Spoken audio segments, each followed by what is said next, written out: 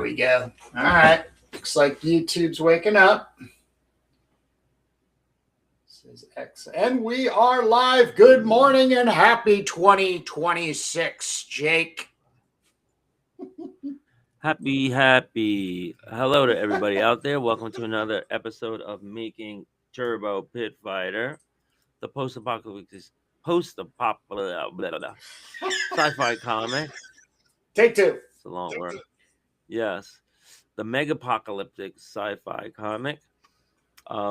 You can see what we have. Some artwork here we're showing. This is a cover for the Casualties. This is gonna be Doom Magazine #1, featuring the Casualties on this cover. I inked it like more than 80%, and I just need to finish maybe a little more inks, or maybe I could just leave the rest for coloring. But I'm ready to basically move on, bring this into Photoshop and do computer color on it. We got Esoteric Hellclaw and Chromita plus Turbo Pit Fighter in the corner. The only question I want to ask you is, what do you think we should put in here? I have this little blast panel down the bottom, and I penciled in also in this issue the Secret Chronicles of the Duke. Yeah. But this is our one space to say anything, or maybe we want to like plug the Substack or the website or the podcast or something, so we can consider different things. But yeah, I'm ready to color this. On the right side of your screen, you should be seeing Kurt, who has just inked a page from the Duke, the Secret Chronicles of the Duke, 11-page story, right? Yeah, it's page 2, 3. I'm heading to pages 4 on. Yeah, it's and I actually spent some time this morning before getting on putting together a PSD file of page 2 based on your template that you've created, and we've got some talking to do. Well, that's what we're here for. 3 hours of it's coming your way, people. 3 hours of Jake and Kurt talking nonsense. We got Saboteur Comics already in the chat. Good morning, Saboteur. Good morning, Saboteur. For anybody who's watching this, we're just kind of doing our process here, and if somebody wants to join in and watch us on YouTube, come along for the ride. Bring your drawing, and we were getting some feedback from people that listen to us when they're doing like long distance drives, and when I'm drawing, I certainly put us on, but I CC'd you on that response to Travis, right? You read that? Right. It's great, great. So thank you, Travis, for being a hardcore true fan. We greatly appreciate that. Yeah, and for anybody else, if you check us out, have a cup of coffee, come back later.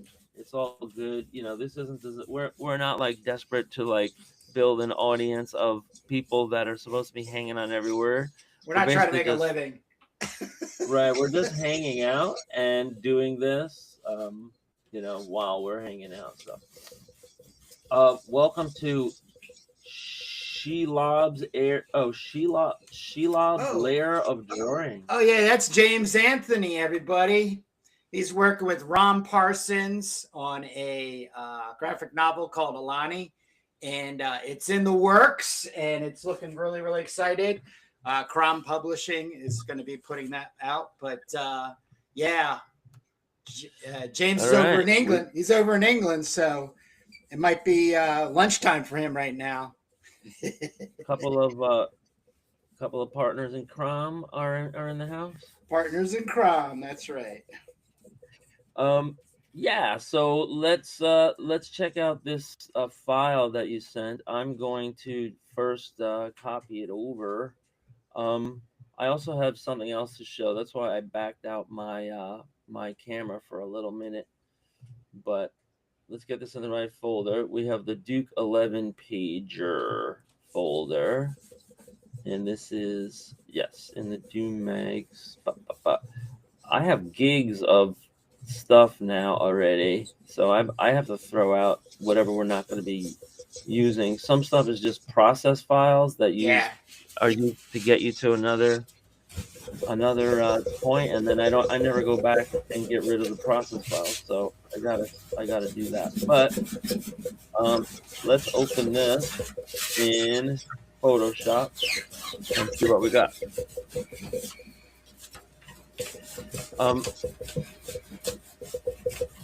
For anybody that has ear pods in, we apologize for the noise that Kurt is making right now. Is it too much? It's a little squeaky, but it's only for a minute. So well, I've got 8 pages to do, so I might just hold off and just do this page and do the others not on air. I'm just trying to get the liquid mask off so I can start finishing the page. Yeah. So one thing I noticed the file that you sent me was kind of big. It was 100 megs. And that's typically big for a flat file. So I noticed. No, you should have a PSD file, Jake. It's a 400 megabyte. Read me the title of the page, the file. The Duke Final Scan 02 panel cuts. And it's flat? It shouldn't be flat. No, I was saying that usually flat art is only like 10 to 20 megs. So I figured this must be in layers. So you're giving this to me so I can move it all around.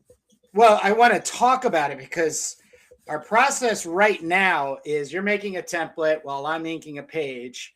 You send me the template. I take the ink page, scan it, and then cut it appropriately to fit your template to send a flat version of that page back to you in order to put it back in the template to call it a day.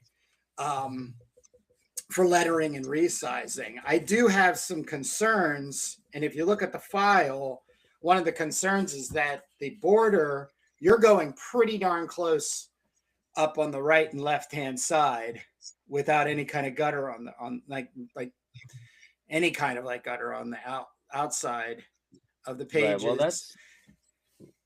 well, we're going to bleed in some places because some places Alex will have like a blast or something out, and I'll fix all that. You're only working with the size that Alex provided the original art, and my job is to make it the standard comic size, right? Yeah, but I was actually prepping the file in like this, and I just want to make sure everything is up to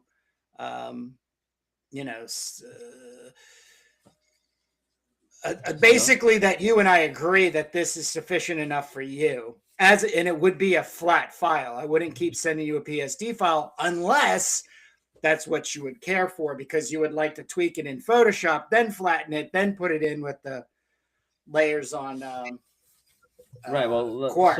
So we're gonna reconcile this because what I have on my white Mac here is I have all the word balloons. And I think this is all finalized. Yeah. So except for maybe like the sound effects I worked on last time. I finalized the sound effects. The boxes might have some different gray tints, but I needed to see what your panels were going to be like in terms of darkness and lightness first. So what I'm going to do here is this is the page that I have, and it's on layers. We have here are the following layers, and there's also some dead space here where we got to make the eyes bigger. The top layer is the lettering. Yes, the top layer is the lettering. The middle layer is the word balloons. The bottom layer is the art, and the very top layer, I don't know if there's anything on here. I might just have a superfluous layer. A layer, like I tell AI all the time, it is redundant, unnecessary, and superfluous. Yeah, so this is just an empty layer. So now, yeah, so here's the big reveal. I'm going to bring in all of this art, but since you gave it to me layer by layer, I can bring this in layer by layer, which is a luxury, because now we can tweak things around. Basically, I'm just going to move the top and bottom layers apart and make the eyes bigger. I think I told you that before, but now we have the final art. Also, you have this big background that we're putting into. So I got to do that separately too. Yeah, because that's the way I'm working, and it's on purpose. Is I want this to be pretty gruff and dirty looking. Scruffy. And, yeah, you're scruffy. You're I'm scruffy. What did Princess Leia call Han Solo that time? Oh, you're scruffy. Scruffy Warfurger or something like that. All right. Good piece of trivia, Jake. Yeah. So first thing I have to do is make the scruff the right size. So I have to extend it, and I don't think that would ever be noticeable. I notice you have a big 2 on there, but I guess that's covered by a panel all right, so I have this. I'm going to make this my base layer. I just erased everything. As you can see, this is what the page looks like with all the word balloons. Oh wait, let me center this better. This is what the page looks like with all the word balloons and the sound effect. Now let's bring in the panel art. So I'm going to get the top 2 panels at once, 2 for 1.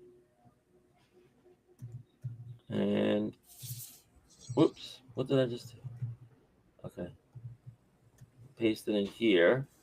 We have to make sure this is right, perfect, underneath the word balloons. Now, yeah, why is this wider? So his proportions are wider and short, but yet shorter, right? Well, he's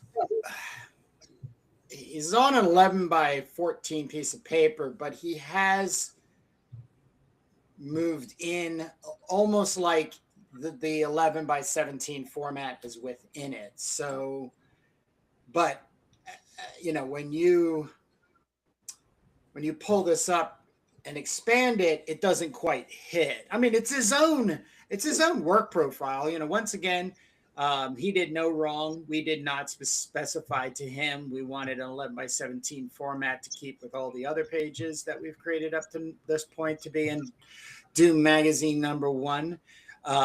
So we're doing some technical. We're fitting it in redesign, but it's not just a matter of making the artwork longer. It's also I'm shrinking the artwork he's giving me.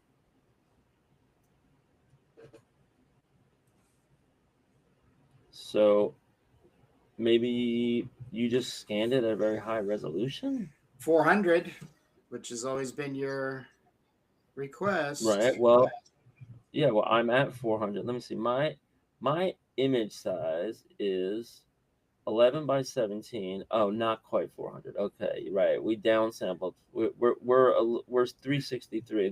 That was the resolution that we ended up on when we were making the first transfers.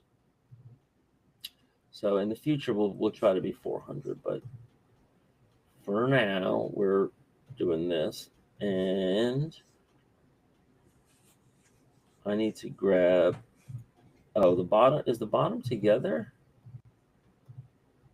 No, it was just the top 2. Okay, so let's.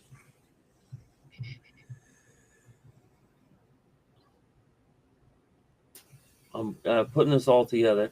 So, how was your week?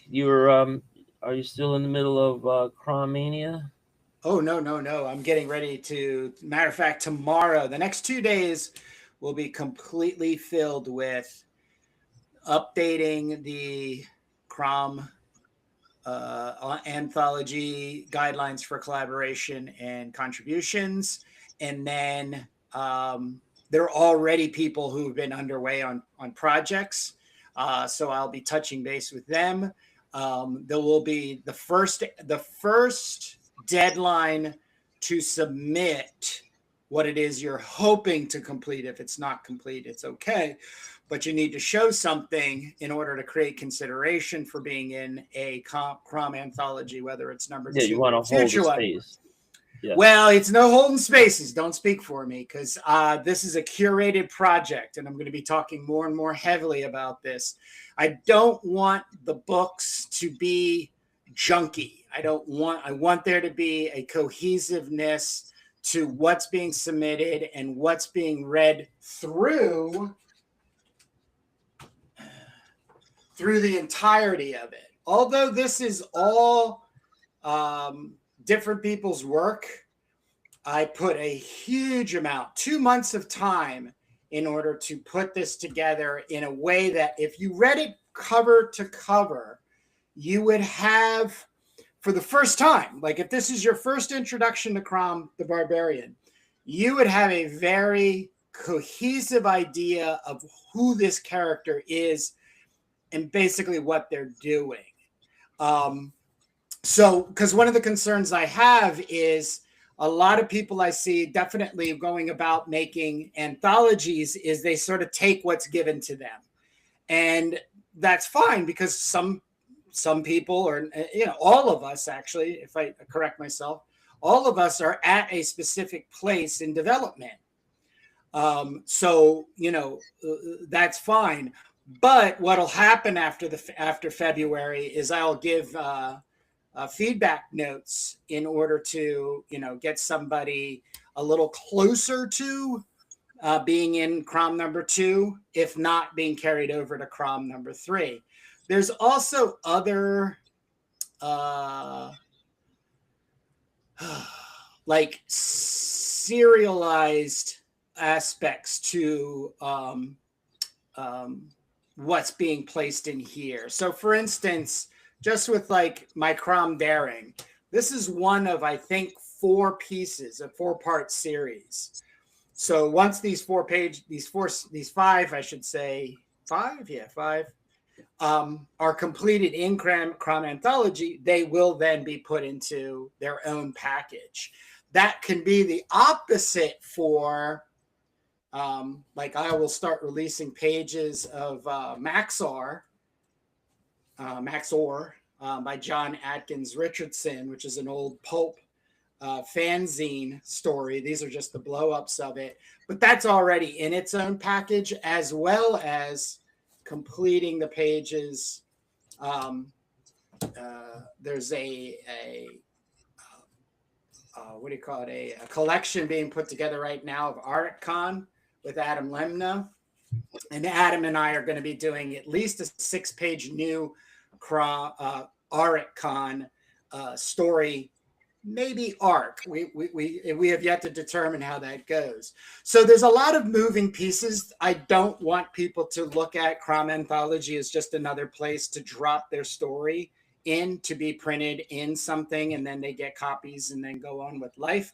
I want a little bit more depth and consideration in the participation of it. So yeah, my next 2 days is just going to be business in setting all of that up, as I've been saying throughout this whole month. Well, the whole last month of December is what I do is I get prepped and launch into the next year, which now is 2026. So, and I'm anticipating Crom 2 and 3 of the anthologies to be completed, 2 being definitely published, but number 3 basically being at tail end, if not ready for the beginning of 2027 for release. So that's all, and that's up and around 400 pages of comic book art. Are you revealing today what new original art you're going to be contributing? I can. I am just literally. I will be following up with my Crom Daring #2. Actually, I can go through this whole thing. I will be doing the second part, or basically the second half inking for John Molina's Crom in the Serpent's Lair. This was such a. I have to. I every time I come across this was like he read my mind and delivered exactly. Like, this is an excellent example of. This is John's first pencil and writing of a comic book story, and he did it in this Amara manga style. And I was so like wanting something like that to be in context to the curation of the whole book. I got so excited that I accepted it right there on the fly. He only had like 1 or 2 pages. Then when it kind of came down to the wire, the story kept expanding. And then he did not feel the confidence in inking it. So I jumped in and inked it for him, which did extend the period of time for Crom Anthology #1 to get to publish it. It took me 1.5 years to put this first one all together, which I'm not looking to do again. So short answer is you're inking, and that's going to continue. You're inking him. That's yes. one contribution. Okay. Yes. What else? And what else is going to be from Kurt's hand? Another La story, originally written by Gardner Fox through some of his public domain work. And then I'm hoping Jason Schoonover will give the opposite story to Crom Dahar, which would be the Crom viewpoint of this fairy tale in meeting these special ops forces in Afghanistan.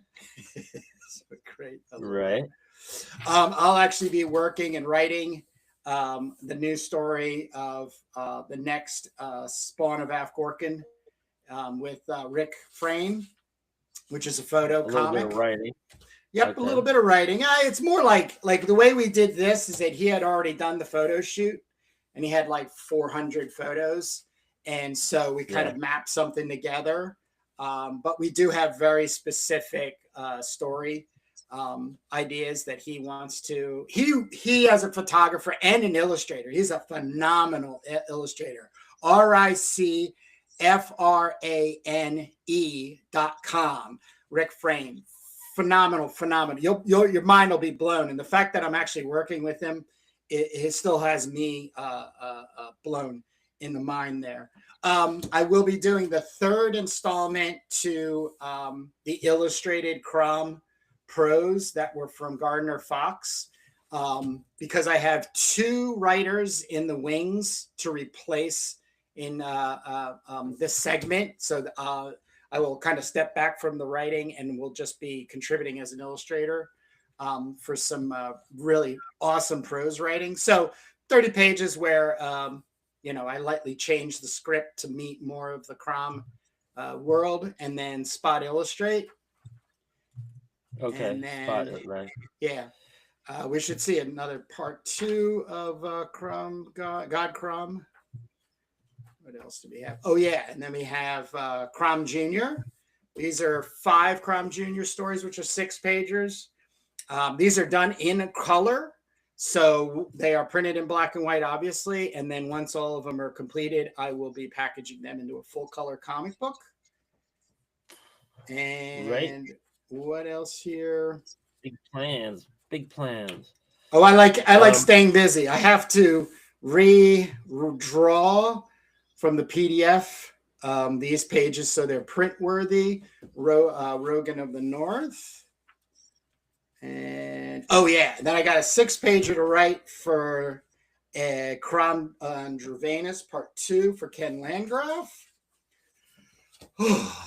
I think that's it for me. Yeah, it is. Are you commissioning Ken again? Oh hell yeah! Hell yeah!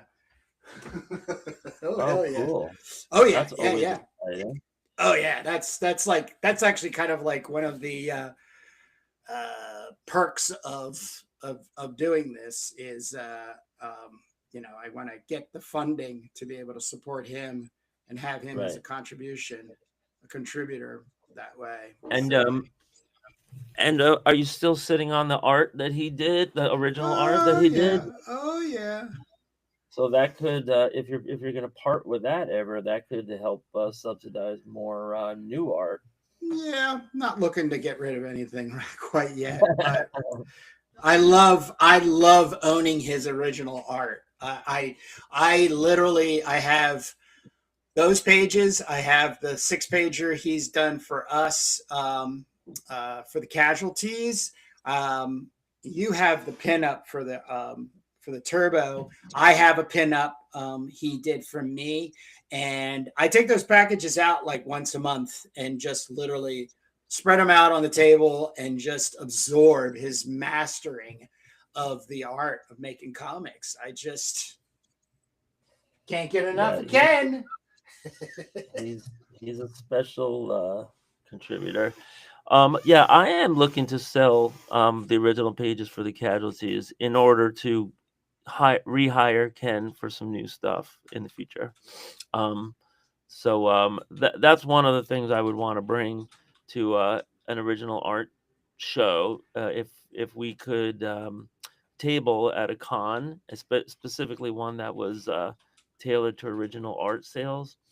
But you never know. You could bring them to any con and maybe make a deal. But um, we were talking a little offline about this upcoming original art con. I think it's called OAX.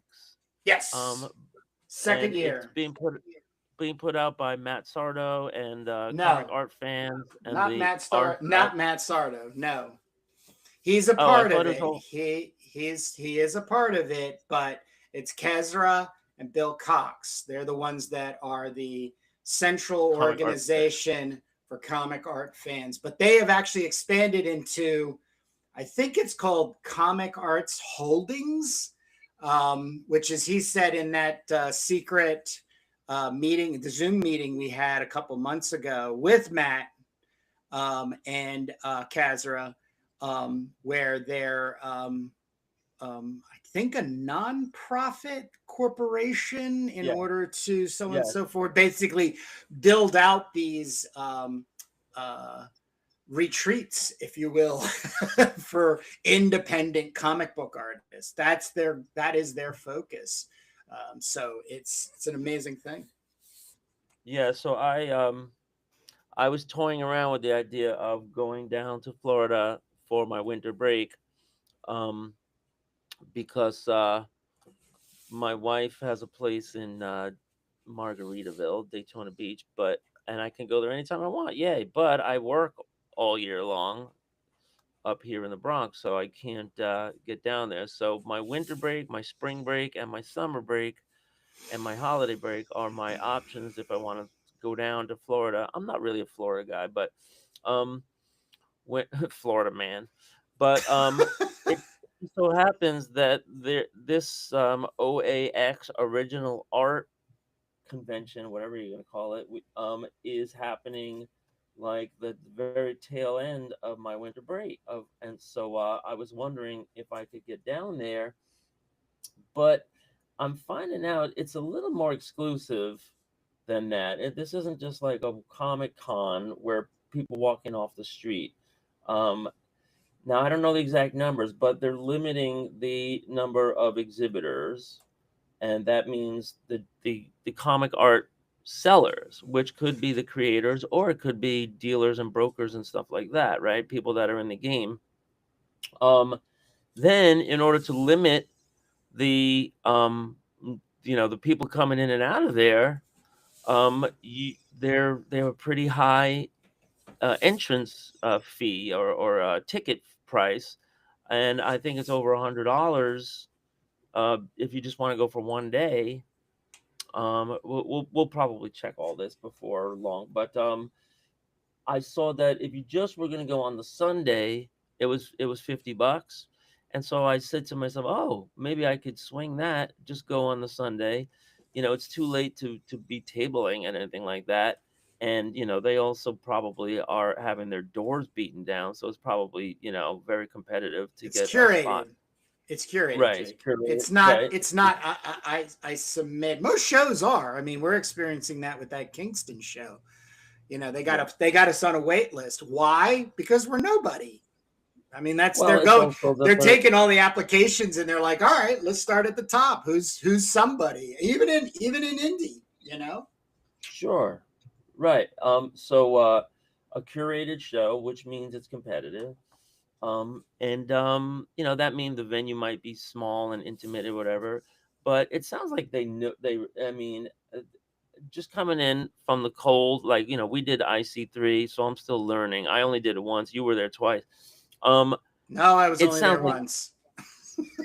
oh, you weren't there the first year to visit? No, I pushed it off. Embarrassingly, I was like, man, let's see if they make it next year because it was super small.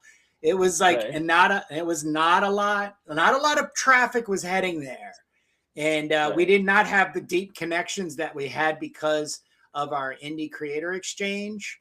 yeah, But right after that show, I got message from Matt King, and he was like, the two of you got to get your shit together. Get right. to that show. It was definitely Yes, sir, well. Mr. It's King, sir. well, what I was observing at IC3 was there was some wheeling and dealing going on in that in a lot of different rooms.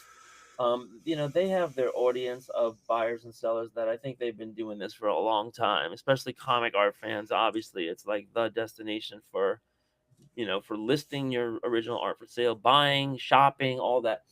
So this is just an in-person event that they're having.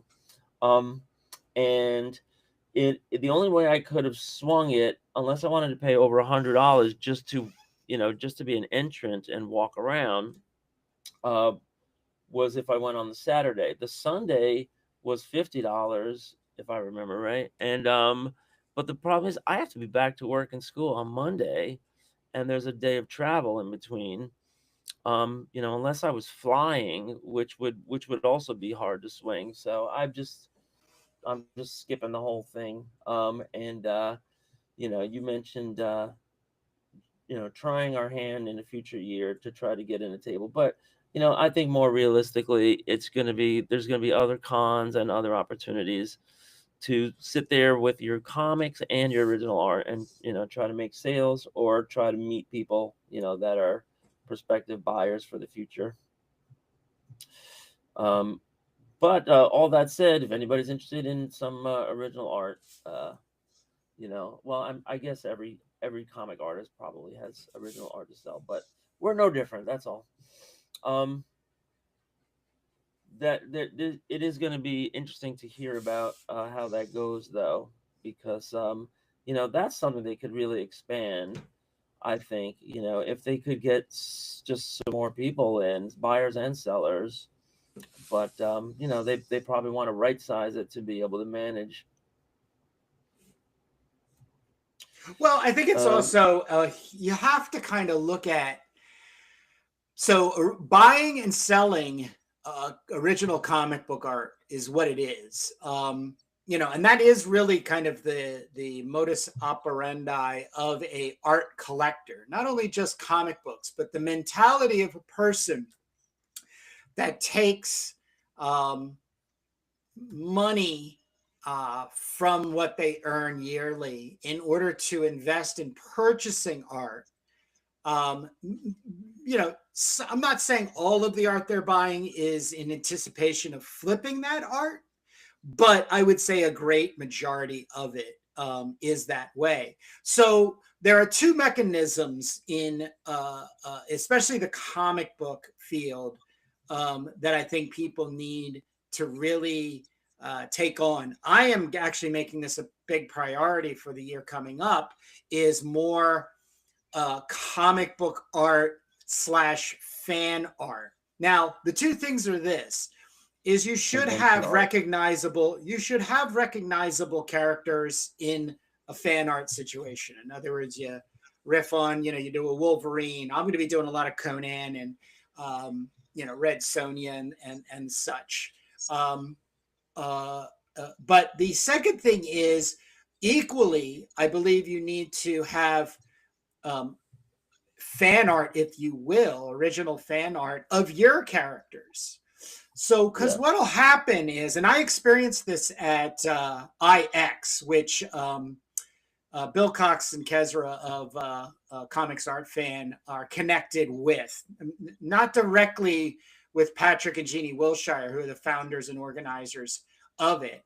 But the whole idea for IX is bringing together the artists, the collectors, and the fans into it's a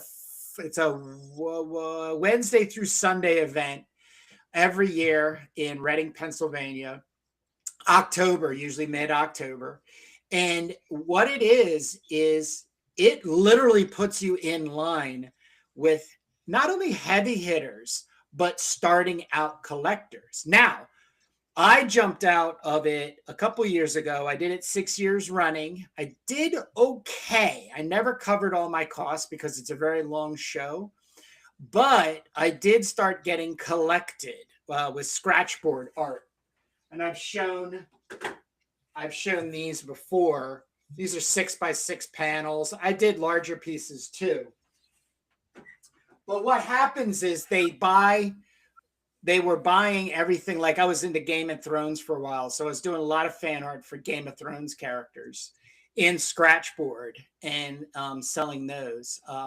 But what happened is as the years went on, one collector in particular, every year for the last 3 years was buying one of my 6x6 portraits. So the momentum was there, but the artists that were the major players there, the 30 plus year careers and stuff that I was able to get to talk to, like Boris Vallejo, Julie Bell, Ruth Sanderson, Matt Stawicki, Donato Giancola, which is another reason to do something like this, told me you're going to have to up your game now. In other words, do larger pieces, grander scale, and take the chance on it. I just didn't feel it at that time. And the comic book bug, as it always has been doing to me, just was really itching. So the thing you have to remember in wanting to be collected is the resale value of said characters and you as the artist. So if ultimately you could do a cover for Savage Sword of Conan, Kurt Brugel, that will amplify the value of your work immediately because more eyes will be on it. And people who might actually own work of yours might put it back on the market. So the original statement I'm making is the people going to OAX, I don't know right now if it's like on their top lists because they'll probably do better, if not the same, as going to large shows and using comicartsfan.com, which is another part of my strategy moving forward. So to those comic book creators out there listening to us, get ready. There's some big shit coming down the hill. Basically, in my opinion, is this: verifying art is going to happen in a kind of like a twofold type of thing. You're hearing it already from people. They're saying the only way they can verify your work has no AI in it is you have to see it being made. So that's the number one verification. The second one would be like, oh shit, I've been watching or hearing about these guys, Jake and Kurt. It'd be pretty cool to catch up with them at a OAX show or IC3, and purchase some art from them because they're starting to get some momentum, going from there. Yeah. As far as investment, it sounds like, comic art is it's a wild west, and you got your blue chip stocks like Jack Kirby and anything published, Marvel, DC, the classic era, there's all these Holy Grail people. There's like Frazetta and the artists, like that people collect. But you could also buy an up and comer, and you could probably get their original art pretty cheap if they're desperate. If their pockets are turned inside out. Um, Kurt, I'm reading I've been reading the Crumb biography for a long time, right? Right. Yeah, so I just got up to like 1967 in the Crumb biography, Yeah. and it's just amazing the journey, the narrative of how he's this guy with a zero rapidograph, and he made these drawings. He got people to see it. You go from one to the other. He was working for American Greetings. He was working for Cavalier, which is like one of the girly mags. He was working for East Village Other. He was working for Yarrow Stalks, and how it led into the creation of Zap #1. It's amazing, and everybody starts out as a nobody, right? Everybody does. So there's and nowadays in 2026, there's exponentially more people in the game than there was before. And there's a million different styles, there's a million different preferences and tastes. But if you go to a Comic Con, you're gonna see a handful of people whose style you really like, and you might feel like investing in by just buying something off them, throw it in your collection, and forget about it for 10 years, maybe 20 years, right? And Yep. so that's the kind of thing that bears fruit. And if you're a dealer and a wheeler dealer, there are these people that have an eye for making money. There's people that have an eye for what they think is ahead of the curve. And then it's just like the regular art world. When you're investing in somebody, Yep. right, as opposed to buying the piece of art, you're gambling and saying, I think that this person is going to stay at it, and Yep. that they're going to keep producing, and they're Yep. going to differentiate themselves. And so here, I the entry point might be $50 today. I buy a piece of original art, signed, numbered, whatever, and then and then you go from there. But there's a million different things you can do. You could buy original art, you could buy a print, you could buy a signed print, you could buy a comic, you could buy a signed comic, you could buy a limited edition. There's all these things that we're seeing. And sure enough, there's going to be people that are going to be trying to make money, and they're going to try to, like, make it a fad, like cash in on a fad, let's say, right? Like, somebody's hot today, but they're going to be worthless tomorrow. It's just like any other investment, speculative investment. But it's, to me, it's one of the greatest art forms around, because it's accessible to anybody that has a pen and a piece of paper.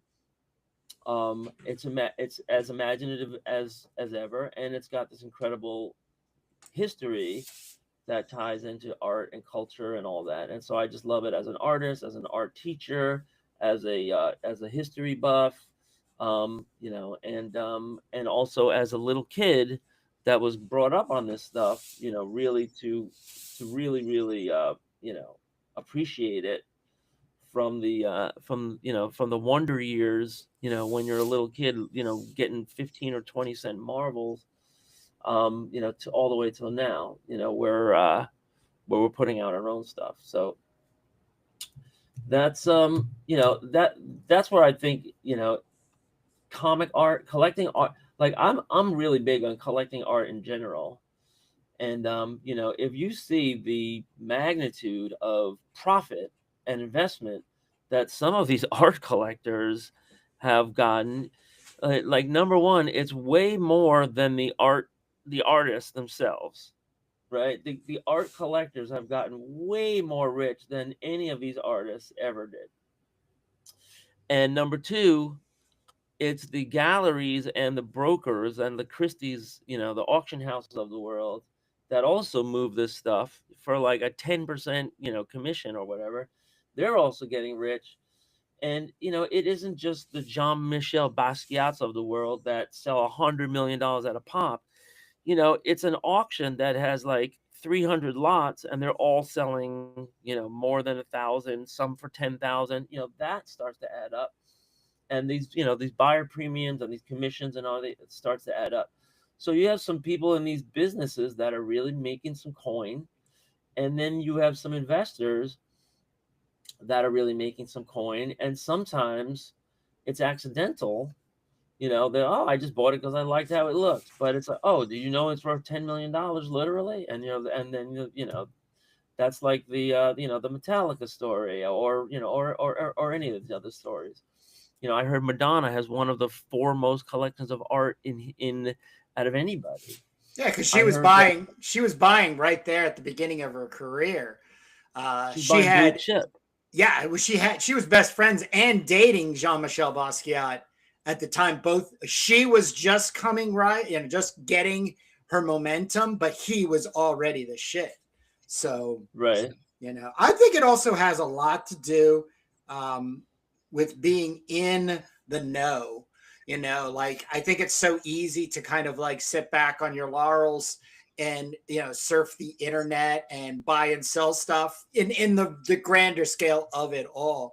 But there's something about being in the marketplace, the comic book creating / marketplace. And I'm really getting excited because of AI forcing out a lot of the slot makers that have been around for forever. But I think even more so, really helping people to start scrutinize what it is that they're actually spending their money on and why. One of the things I also want to say, Ken Landgraf, because he was a contributor, got 2 copies. I should say a sequential contributor, got 2 copies. He did a show about 2 or 3 weeks ago, and he sent me, as it was happening, he had taken a red pen, and in one drew Crom. He did a Crom sketch, and the other one he drew a Lala sketch, based on him having some an idea of what Crom and the anthology is all about. So I sell these for $35. He sold them for $55.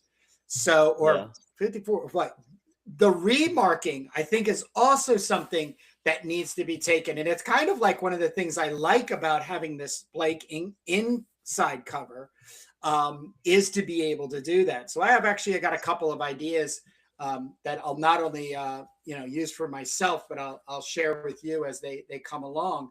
But remarking on reproductions is a whole market of itself. In other words, it's an entry level for collecting. Like, I'm sorry, sir, I can't afford that $2,000 original piece of art of Wolverine, but I will take one of the limited edition remarked, like a little doodle in the corner or something has been remarked on the actual printing, signed and numbered, for $250. Well, if you sell all of those, you'll actually probably make more money off of them than you would the original art. So it's going to be exciting. Yeah, my buddy Rick, I talk about sometimes. He's an autograph dealer and collector. Yeah, so he has a Dolly book, and the Dolly book sells for a couple $100. It's a coffee table book with a lot of big format, glossy pages and everything. But he was like, "Check this out, Jake," and he opens it up, and there's a Dolly drawing inside the flyleaf. And if anybody has seen Dolly, when he signs something and he draws something, he goes nuts, right? He just puts in like all these crazy avant-garde things. It's like words, doodles, right? So I'm like, what's that worth? And he was like, it's like but probably like around 30K. So he's just so casual. He was like, the last time something sold like that was like 10K. It was like 1994, and stuff like that. And I'm like, okay, so yeah. So if you're a comic maker, don't feel bad if you have like an inside front cover and there's nothing on there, because that might be the perfect place for you to draw original stuff when you're tabling at conventions and to add value. And this reminds me, Kurt, I raised my arm here. By the way, we got some comments. Kurt, that page looks amazing. Could I do a 1-page or possibly a 2-page comic for it? I assume they're talking about the next Crom anthology. And then you wrote, yes, shoot me an email. Sure. Cool stuff happening online. So I went to my local Barnes and Noble because they're closing. And it turns out, see, we have a Barnes and Noble here in the Palisades Mall. It's the one of the biggest malls anywhere. And then there's another one just about like not even 2 miles down the road. So everybody was thinking, oh, they're closing because they're not doing good. They're closing branches, blah, blah, blah. No, it turns out the mall is developing into something else, and the owner of the mall is gonna like tear down some buildings and stuff. Make so apartments. I don't know if there's gonna be any residential in there. I think I heard there was gonna be restaurants, and like the way this mall is right now, they screwed up and they made all the parking in the back. They made a lot, like at least double the parking. It's in the back, so you literally have to walk around these buildings, and that was just a terrible design mistake. So they're redoing it, and they're going to make some higher buildings, some taller buildings. Chase Bank is going to have a 3-floor building, I hear, and they're going to knock down a diner, but then they're going to have 6 different restaurants with like, 2,000 square feet or 4,000 square feet of space. Anyway, long story short, I go into Barnes and Noble, everything's 50% off. And there are people, so I go in on New Year's Eve and they wouldn't let me in because they're like, sorry, we're closing at 5:30. And I'm like, well, that's not your usual hours. And they were like, well, it's New Year's Eve, we're leaving. I look behind the guy. Yeah, Checkpoint Charlie over here. So I look behind the guy, and there's tons of people checking out at the register. There's like 25 people online, and they all have gigantic stacks in their hands.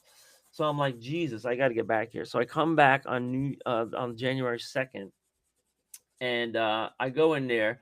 The place is picked, but there's still a lot of stuff. There's still like, about a third of the stock left, or maybe more. It depends on the section. Like the art books, it was gone. There was only like a 10th of the stock left. There was no sketchbooks to be had. There was no the manga. There was still plenty of manga there. And so let me show you what I got. I spent $70. Everything was half off. I got this. These sell for $25. So I got this for like 12 something. And is that for your collection? Is that for your collection? No, I give these away at school. Little kids. Little kids will do anything for that. You can get them. Like, I'm like, who's gonna win this? Whoever has the best grade at the end of the marking period, and they'll just work like they'll work their tails off. I got this. I'm surprised this was still there, actually. And I was gonna call you or text you and say, what should I be on the lookout for? Because this is Viz right here. Yeah. And they still had a lot of stuff. I know you were giving me the heads up about some manga piece that you were looking to buy. Yeah, I got them. I'll show them up just after your little speech. Right. I mean, I looked pretty thoroughly. I don't think they had anything very good left, but they had this. So this is another thing I'm gonna either give away as a prize, or maybe if a kid is got some money, I'll let them buy it for whatever I sold it for, whatever I got it for. I also got this because this is just like the hottest manga, right? One of the hottest mangas right now. I don't know anything about it. Yeah. But all I know is that, the kids asked me, oh, did you do Demon Slayer? Can you print out Demon Slayer for me so I can color it? Stuff like that. So this is Demon Slayer 17. And this sells originally for like $12, so I got this for $6. Nice. What else? These seem like no brainers. I got 2 of these, and this is 1,000 stickers for one piece. Yeah. And I don't like any of this art. I don't like I don't know anything about the story, but 1,000 stickers is a pretty good deal. And so I bought 2 of these, and this was $12.99. So figure $6.50. What else did I get for the kids? So that was all I got for the kids. Now what did I treat myself to? Only 2 pieces. I found this, never heard of it before, but it's it's heavy metal publications, and it's a Beasley cover, and it's kind of like a weird wraparound cover too. But it Damn, that's says sweet. here, Damn, Brooklyn Gladiator, Volume 1. Mm. And it says soon to be a major motion picture. Now that's interesting because I'm like, okay, is this going to be live action, or is this going to be animation, or what's going to be? That's a good Now question. you go inside, and here's the style. So it says covered by Beasley, and the interior art is by 6 names here: Beasley, Tom Hodges, Kyle Strom, Baltimore Rivas, and Simeon Aston. So this is done by committee. So basically, it's an anthology about this character. Dan Fogler and Andrew Harrison are the writers. So there's 2 writers, and then a whole bunch of different artists. Um, the Beasley is obviously really cool. It's not his usual style. It's more of a pen and ink style.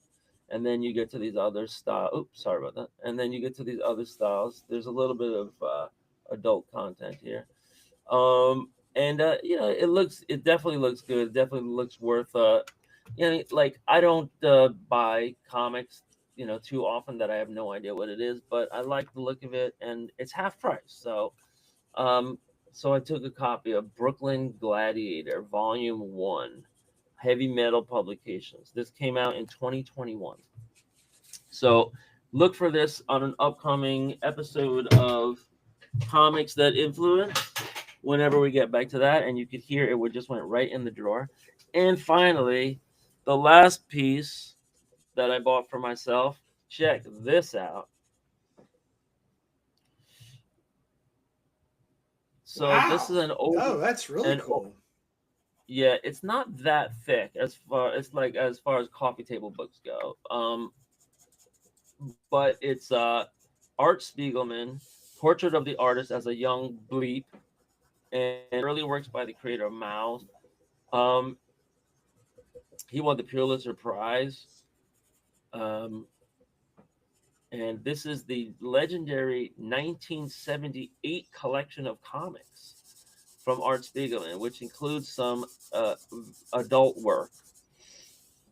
And there is Mouse in here, I guess, from his early days. Um, Art Spiegelman does figure into the R. Crumb biography that I'm reading.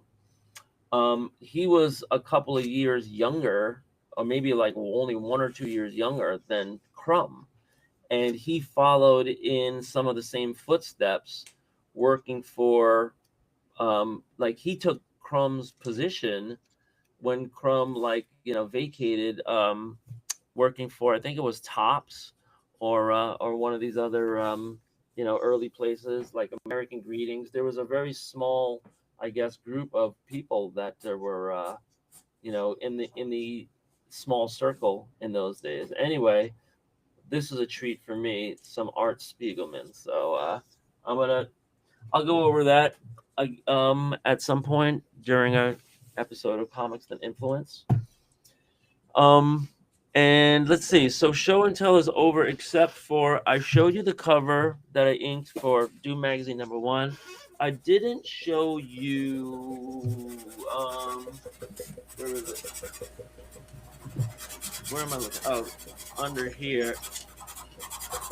I gotta get some shelving in here because all my surface areas are like taken up. You know this feeling?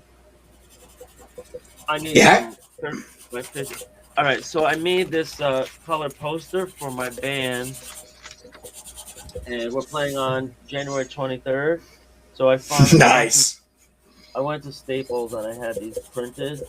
I'm printing them here, and I found out that that Epson 7840 workforce printer. If you open up the back door, you can Yeah. feed paper in there, and I 13 was by able 19. right, and that's the print area, It's the whole. 13 by 9. You Yeah, have to have that in your settings.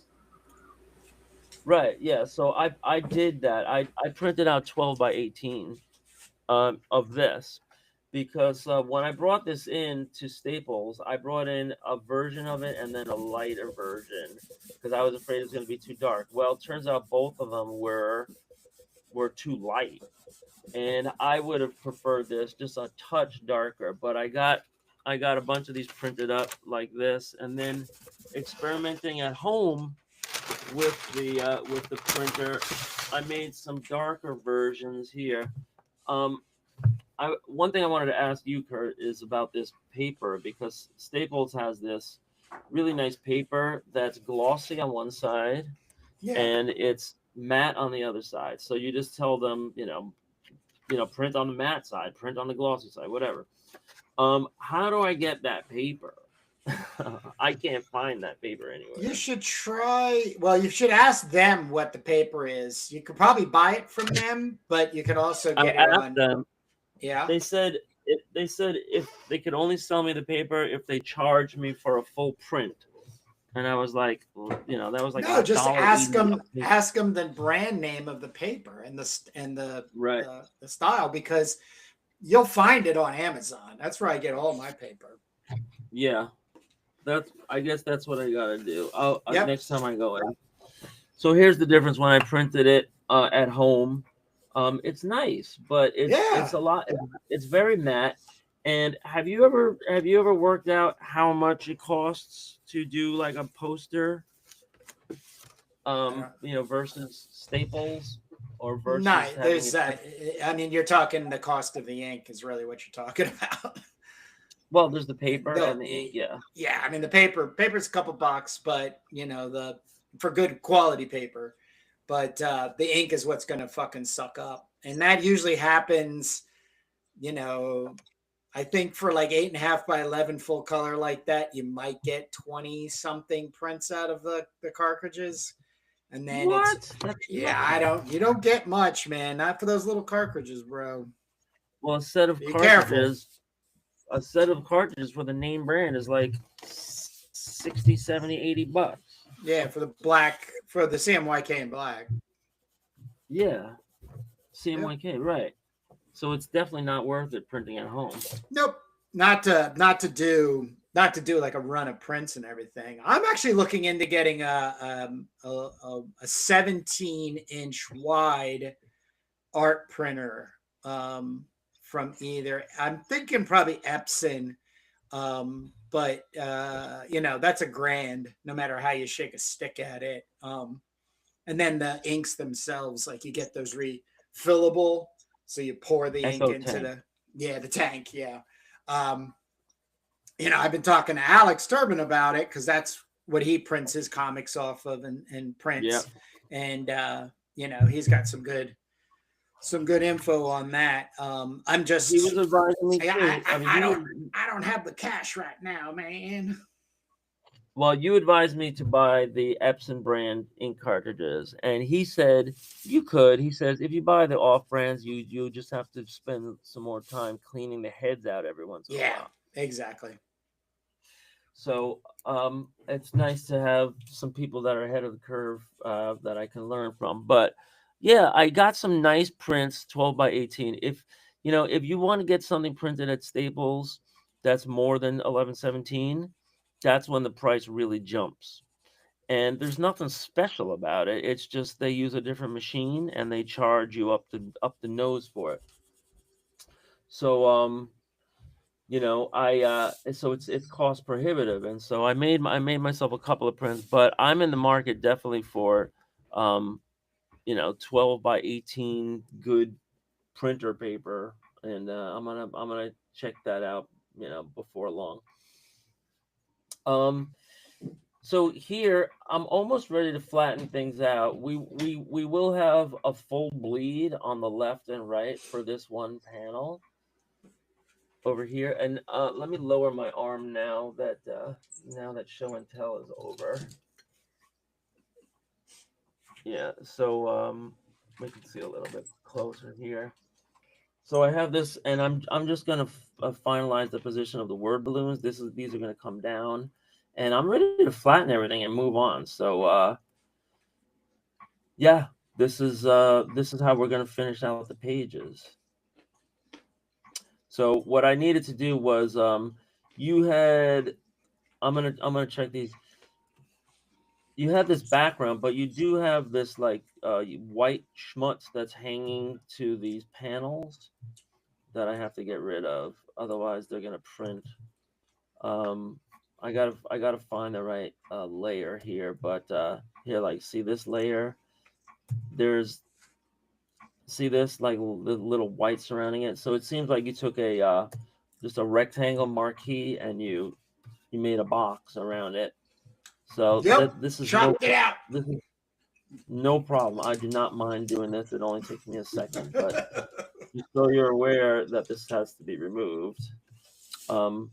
Because at that point you might as well just make the box big. So I don't want to miss anything. Make those white boxes big. Yeah, So you're happy. You're happy with what I gave you. Well, we're not working on the best workflow possible because we're going back and forth several times. Yeah. Right. The best thing is like just to touch it, just to touch the stuff once. Yeah, well, we're not in that situation right now. No, we're figuring this out. I mean, Yep. next time it'll be infinitely easier if we're all working on the same page size format. Also, but that's another growing pain. I don't know if we can, because if Alex is publishing his book for a long time at that one size, he's not going to want to change that. So we're going to just have to be a little more modular, the way we set this up. Yeah, we'll have to say, like, all right, don't make any panels that are going to be hard to resize, right? Everything will have to. I don't think he's going to have a problem working 11 by 17. Oh, the next time? Oh, I thought he publishes his comics this way.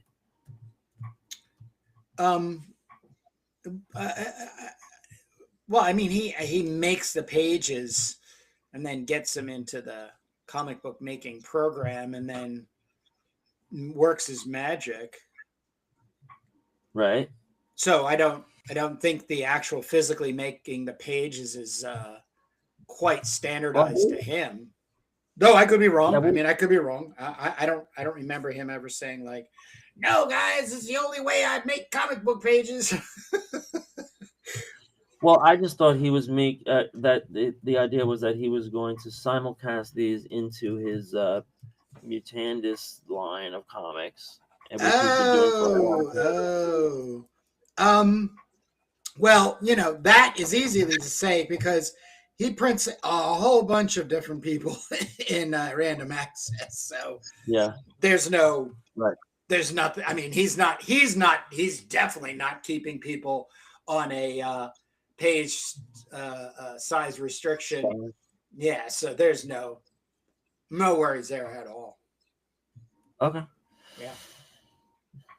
All right. So I guess next week you'll give me a different page. We'll be working on different pages to finalize here. Yeah, I can definitely get. I didn't want to do page 3 because I was getting paranoid that you were going to have too much of a reaction and then that time would have been wasted. So I just spent a lot of time on. That's the second version of that reformatting the page, and then I thought, okay, we'll send him the the the the PSD file, and then just find out on the air if that works for Jake Jacobs. Yeah. There's also a consideration of whether it's going to be a left-facing page or a right-facing page, whether you wanted to slightly off-center the gutters, right? Yeah. But these are just considerations that you can just kind of shortcut this kind of stuff. Yeah. So I think I'm going to be moving this apart. I'm going to take a close look at how this explosion overlaps. So this kind of goes behind this panel here, but then it bleeds off on the left. And the thing is, I want to make it just a little bit higher. So I'm going to have to lasso this. But this is going to be tough to lasso here. So yeah, I don't think I can. I think that's going to have to be the gutter. And yeah, we're gonna move. So I'm going to, I guess, move all of the word balloons into final position, and then flatten this thing. Right? No need to complicate anything. Oh, so yeah, one thing is the darknesses of the word balloons. So they do have like tints in them and stuff. So let's see. It would be nice to. Oh, you know what I can do? I'm just wondering if I should flatten the words and the word balloons, because that means there's not going to be any more edits from here. Well, the one other thing I do struggle with is I'm not a one and done page maker. And as a matter of fact, none of my art pages are ever done. I just have them always in my head. And to be honest with you, like even the run I did on World Anthology, those pages were out the entire time. I could have had them done. I could have had a story completed 6 months ago. And within those last 6 months, I could have been working on, I'd have been making marks on those pages. It's nothing drastic, but it's just the way my brain works. And I work in like stages. Like, I've said, like the first stage is this 80% skeletal inking, just line work. And then I make these gray values with the water soluble graphite. And then I start doing this. But even this morning when I got up, I grabbed page 2 and 3 and I started making more marks on the pages.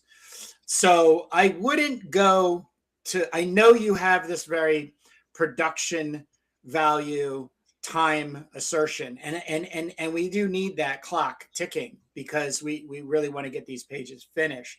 But my concern at this time is that this is the first time doing this ever on somebody else's original pages. I should say in the last like 25 years. I mean, I used to work on people's work in the 90s and early 2000s, but I haven't done it in a long time.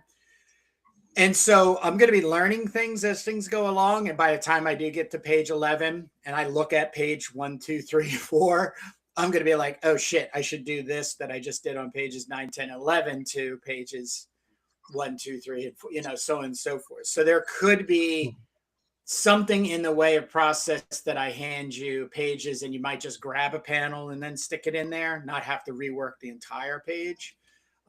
Or even just maybe grab a segment, just be like, Jake, I reworked his head. Can you see that? Can you just grab that and stick, so let's not go finalized right now. Please. Right. Well, and if that's the case, then what I can do is, I've already started to merge a bunch of layers. So I am getting closer. It's a learning process. It's a learning process. I mean, So here's one thing: when you do the panels independent of the textured background, they don't have to be on separate layers as long as they're not touching and there's checkerboard invisible space in between them. they could all be on one layer. If that saves any data, size, it's worth doing. Yeah, no, that's true. I just wanted you to be able to see the file, and then because you also grabbed that that background, so it could kind of fill up the white, cut between the two panels. So I just wanted all elements to be in your hands instead of like, hey, can you send me that file where blah blah blah blah. I'm definitely playing around with stuff and I'm eyeballing stuff. Yeah. No, you and I have that in common. Yeah, but let's see. Yeah, so I gotta run downstairs and grab some tools I left at my other station. So I'll be right back. I'm bringing my tools.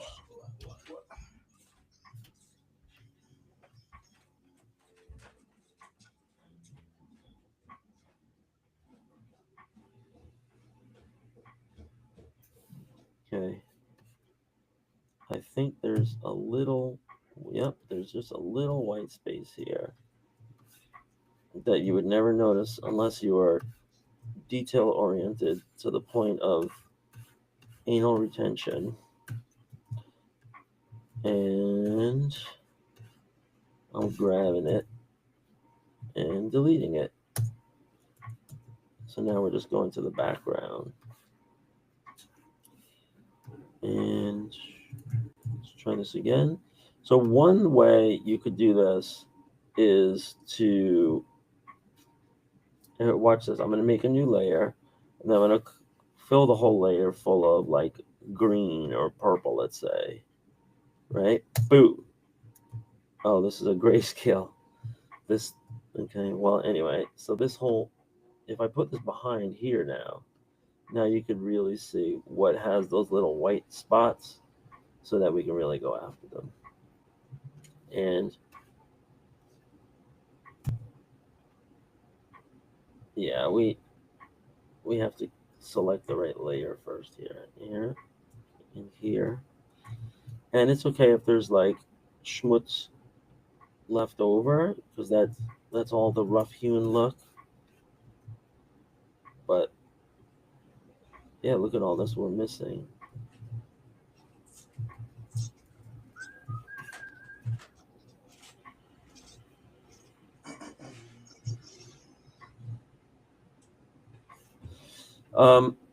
Last night I saw Jurassic Park with what's her name? Scarlett Johansson.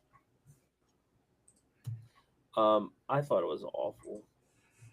It was. Who are you talking to now? I just started a new conversation. With who? Yourself? Last night I saw Jurassic Park featuring Scarlett Johansson. And it's funny because Scarlett Johansson in this, I don't know, 5th sequel or 6th sequel, plays this like special ops mercenary who is hired to find, they want to go after the dinosaur DNA, and they have to go into the live zone. And she's going over all this like moral questions of being a paid mercenary and taking this one last job and all this stuff. And I just thought it was so meta because Scarlett Johansson is a mercenary taking this job to be in Jurassic Park Part 9, which is kind of schlocky at this point, right? Like we've already seen CGI dinosaurs for 20 years or 30 years. And it had this funny parallel because I hate these kind of movies, but I watch them, because it's a big budget movie, and what else are you gonna watch? It was between that or like some chick flick, that my wife wanted to watch. So I'm like, well, we'll watch the big budget stuff, and we'll see some action and some CGI and some eye candy. But it ended up being really funny and poignant because the character that Scarlett Johansson was playing was grappling with these like emotions about being a hired mercenary And in the movie, she's doing this job, to go collect the DNA of the dinosaurs. But in real life, she's an actress that's a mercenary doing this job to collect, probably 10, $20 million, right? I would imagine that she gets. And, and just mailing it in. Like, it wasn't her best role. The character was not very developed. None of this. It was just all plugging into the Jurassic Park formula that we've seen a million times. So to me, it had a very kind of interesting duality, between the storyline and the the reality of Scarlett Johansson being a high priced merc in the Hollywood game. Now she was right, because this movie had like definite Tomb Raider vibes. Even though I never saw the original Tomb Raiders, were you a fan of Tomb Raider featuring Yes. Angelina Jolie? Yes. Should I go back and watch those? No shame. Yeah. You might be forcing me to. Okay. I haven't thought about it in a long time. Angelina Jolie has never failed me as an actress in what she stars. I don't know how. I mean, she played a cyborg in Cyborg 2. I mean, that was phenomenal. I got to put that on the list too. I think that's what it was. I'll double check here, but I never played. I think I played the game once with a girl I was dating at the time who was like obsessed with Angelina Jolie and the game, but it was just, it was like the predecessor to the Hellboy movies. Okay. Yeah, Angelina's not doing. I mean, Angelina. I don't know. I don't want to say that she's not doing so well, because I've seen some pictures of her in like, TMZ type of magazines that say that she's got these eating disorders now. Why do you listen to shit like that? Why do you even entertain listening to shit like that? Well, it's not that it's not true. Oh, come on. They take a granule of sand and build an entire beach out of it. No. This is in a lot of different venues besides the one I'm talking about. But she is like extremely thin and frail, and you can see photos of her. Well, I don't know. There's some people say, because she's given interviews and said that she used to have an eating disorder, but that she doesn't anymore. So I don't know. I'll tell you one thing. I really admire her work. It was since she became a director. She's been making these movies about like I think like Bosnia, Herzegovina, like people that were taken as like captive sex slaves in in these occupied territories in the Yugoslavia, and making these like realistic historical fiction pieces about them, that are really daring. Yeah. And she's been doing this for a while.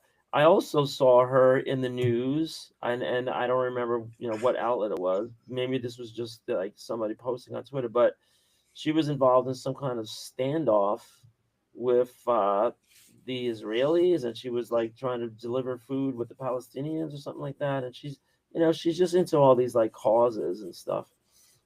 So I definitely admire that. But I think the last big budget blockbusters she was putting out was Disney, right? She was the Maleficent character, and they did like like one or two or three Maleficents before, I guess, she stopped, or maybe they're still doing that franchise.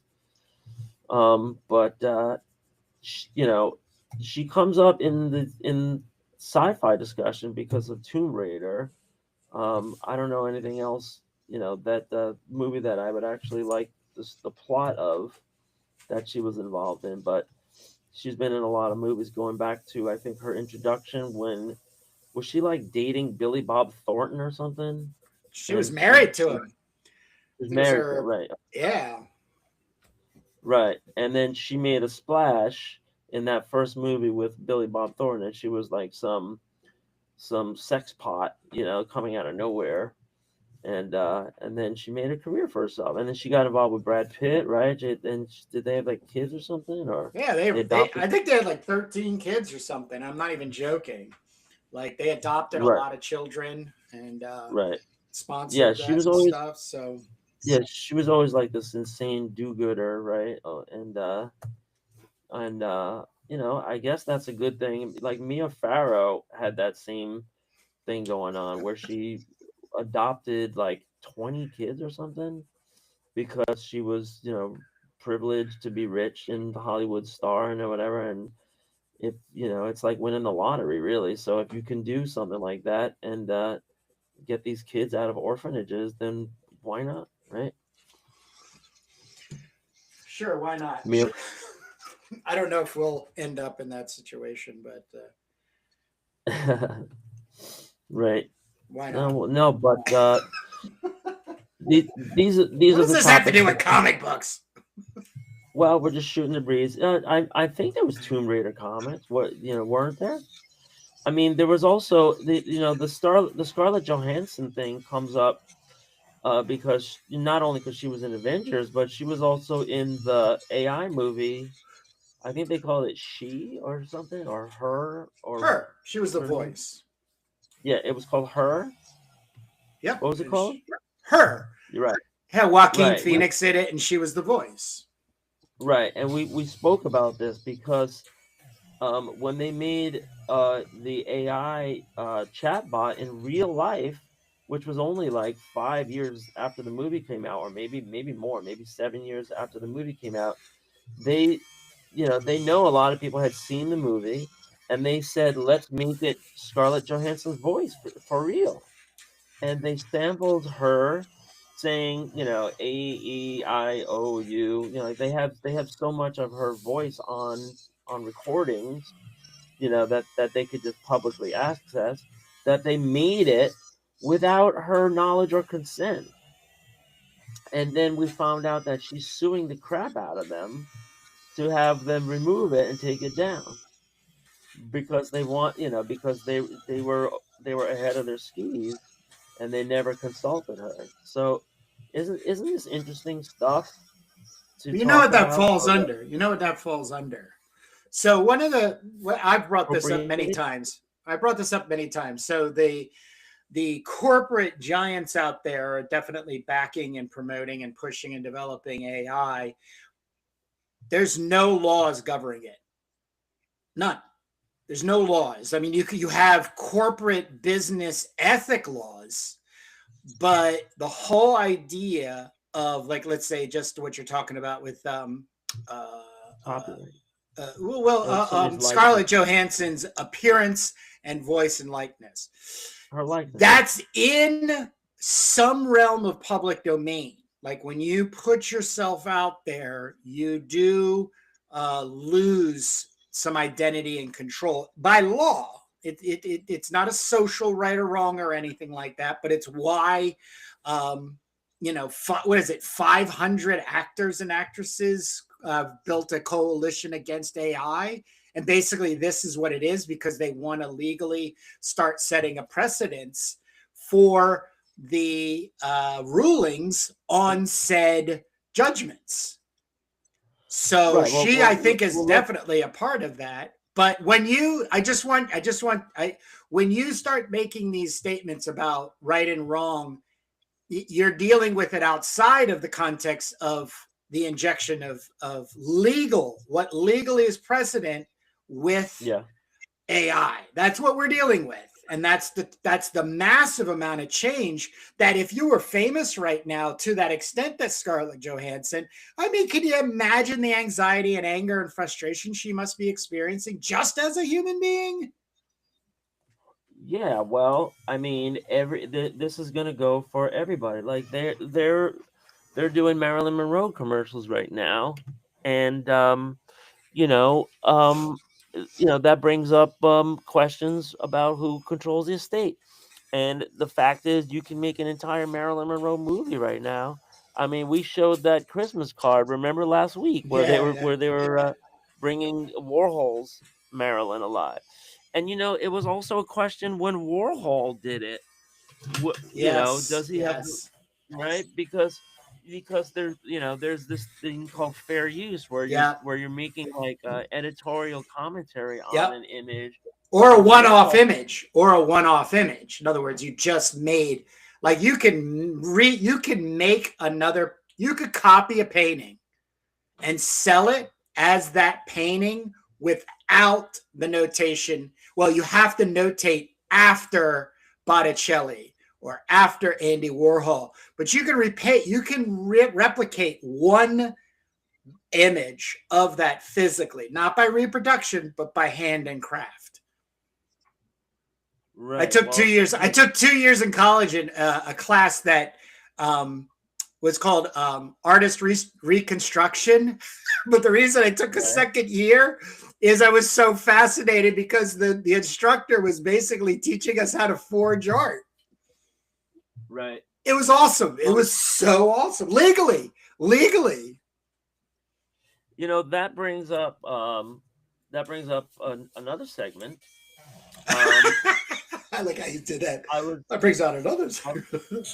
I, I was scrolling on YouTube, and I found this very interesting YouTube video that was talking about Public Domain Day, because Yeah.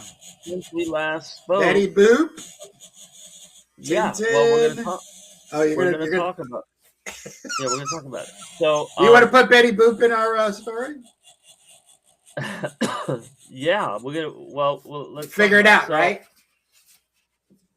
So, here we go. So, first of all, there's a video on YouTube that is a really good explainer. This British guy, Yeah, he's and Australian, I think. Or no, is he he? is British. I'm sorry. Yeah, I'm sorry. No, I'm sorry. Sorry. Okay, so well, I'm gonna cut him out of the frame, but he went over and I screen capped a lot of these properties. So some people that might be listening to Kurt and I right now might be in the comic game, and you might be wondering, hey, can I use some of these public domain ideas now that it's public domain? And so Betty Boop is probably the biggest name um, this year. This year for Public Domain Day, which is January 1st every year. Last year Winnie the Pooh. But there are some really interesting kind of like backbench properties here that people might want to check out if you're a comic creator, or if you're an animator, or whatever. Maybe you just make T-shirts or whatever. The point is, anybody has the right now to use the work without copyright, and you don't have to worry. So I only screenshot a couple of things, but number one, it was Leslie Charteris, Enter the Saint, and this was the one of the first. So everything that we're talking about is was created in 1930, right? So everything that goes public domain this Yeah, year, yeah, January 1st, was yeah. created in 1930. So that includes songs, that includes novels, that includes characters and cartoons and everything. So here we have Mr. Pottermack's Oversight, a detective story. If somebody wanted to make a graphic novel right now, and they wanted to get this book, and they tell AI to turn it into a script, with 40 pages or 80 pages, and then carefully look at that script and see how bad it is, and edit it, it's something good. But these are the kind of things that could be happening. And I'm not necessarily like encouraging this, but there are plenty of great domain properties that are going to disappear unless somebody does something cool with them. Like they're just going to fade from memory because they're not as big as Betty Boop. So here we have It Walks at Night, a mystery by John Dixon Carr. I have no idea if this is good or bad, but it looked like a cool cover. At least the art on the cover. Here we're going to go and see the Edgar Wallace, The Lady of Ascot. And this sounds like some hoity-toity thing, but look at the artwork. The artwork looks like some kind of like pulp thriller here. So who knows what this is about, right? In terms of genre, I don't even know. But I thought this was a great pulp cover. Next, we have Gladiator. Now here, the commentator said pretty definitively that without the book Gladiator coming out, there would have been no Superman. Yeah. So apparently this was some kind of influence on Simon and Siegel, because by 1939 they come out with, or it was a 38 or 39, they come out with Superman. And so this is like historically some kind of influence on them. And I don't know what Gladiator's about or anything, but if anybody wants to look into that. Here's some sci-fi. We have The Cometeers. And, the thing about these books is if they're getting, mentioned on this guy's video, these were top sellers in 1930, or the years, the years later. Jack Williamson put out this science fiction book in 1930 called The Cometeers. And this sounds like it could be fodder for somebody that wanted to continue the franchise today, because no one's ever heard of this. There are very few of these that anyone's ever heard of, but they sound very intriguing to me to see if they could be updated and, kept around. And this is the argument, Kurt, is that, you're doing these people a favor, supposedly, by not letting their idea die. Yeah. Right? And you're not doing Mickey Mouse a favor, or Superman. Like, they're going to be really sore when Superman goes public domain, and Batman. And that's only in about 9 or 10 years. But, for all of these, 99% of these other works, you might be doing them a real big favor by putting it out again and bringing attention to their original work, because this is what happens in society, is like things just disappear forever, and no one's ever going to know about it, and these authors are going to live their lives. Well, definitely, because that's all printed material. That's the toughest part about it. Like, just keeping people in context right now, other than somebody having spent the time like I did in 156 novels only printed for Gardner Francis Fox, I digitized all of those exactly for that reason. Was now there's a digital copy of it, and you can enjoy that novel. The monetization was and never has been the purpose of putting Gardner Francis Fox's library together. It was because the physicality of these books will all disappear at some point. They'll just they'll deteriorate. And if there's no digital record of it put together, then you're going to lose out on it. And it's a shame. Right. I think it's a great shame. Right. And what Kurt's talking about is a great project for somebody who really goes into the obscure. Right. Yep. Like, Yep. Again, these screenshots that I took, we're giving you the cream of the highlights of 1930. Like, he said there was 50. There was 50 of them that he had talked about. But and if you have not dove into pre-1930s science fiction or fantasy literature, I'm telling you right now, your mind will get blown. Yes, they're slow reads. In other words, they're not pot-boiling quick reads. But like, if you've never read She by was it H.G. Haggard, who also did The Quarterman. There's so many things that you're missing out. I mean, you're missing out on some treasures. As a matter of fact, today, not in the public domain, but I read, I've gotten back into reading Jorel of Jory, which is the first sword and sorcery female character written by C.L. Moore in 1934. So Robert E. Howard was still alive and they were corresponding. But the story, I'm telling you right now, is amazing. But on top of that, there is so much there. So much there. What was that called? Yeah, Jirel of Jory, Gorey, by C.L. Moore, who, by the way, was the original scriptwriter for Empire Strikes Back. What? He was still alive? No, she passed away years ago. Wait. Oh, it was a she. It's a she. Yep, a woman. So Jirel is public domain? No. Her estate, she has an estate that's still but it would, in 4 years it will go into public domain, but in America Well, you could start your graphic novel now then.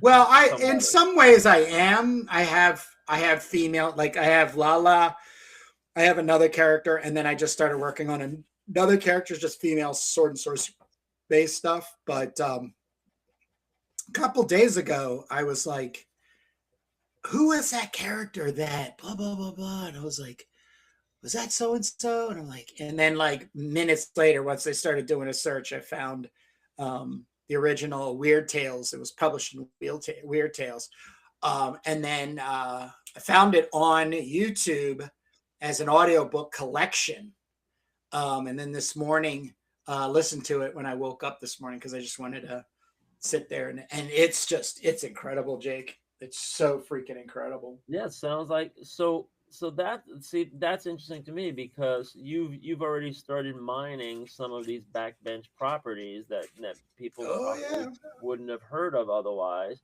and might be going away otherwise. It's not like Winnie the Pooh where there's going to be a million people jumping all over it, right? It's these third and fourth tier things, this is, I mean, that's what they call a cult following, right? When something gets rediscovered after many years and gets popular all over again. Yeah. Right. So, so this is our, I guess, celebration of Public Domain Day, January 1st each year. And we'll try to do this next year too. But, I'm relying on this other guy's video where he already curated all this stuff, or maybe there was just a list that he's working off. But folks, just look, go to the library and look up by 1930. Everything is public domain that was put out in 1930, and you might find the next big crumb, or you might find the next big thing, that you could, decide that you want to keep it alive and put out a version of it. So but be careful.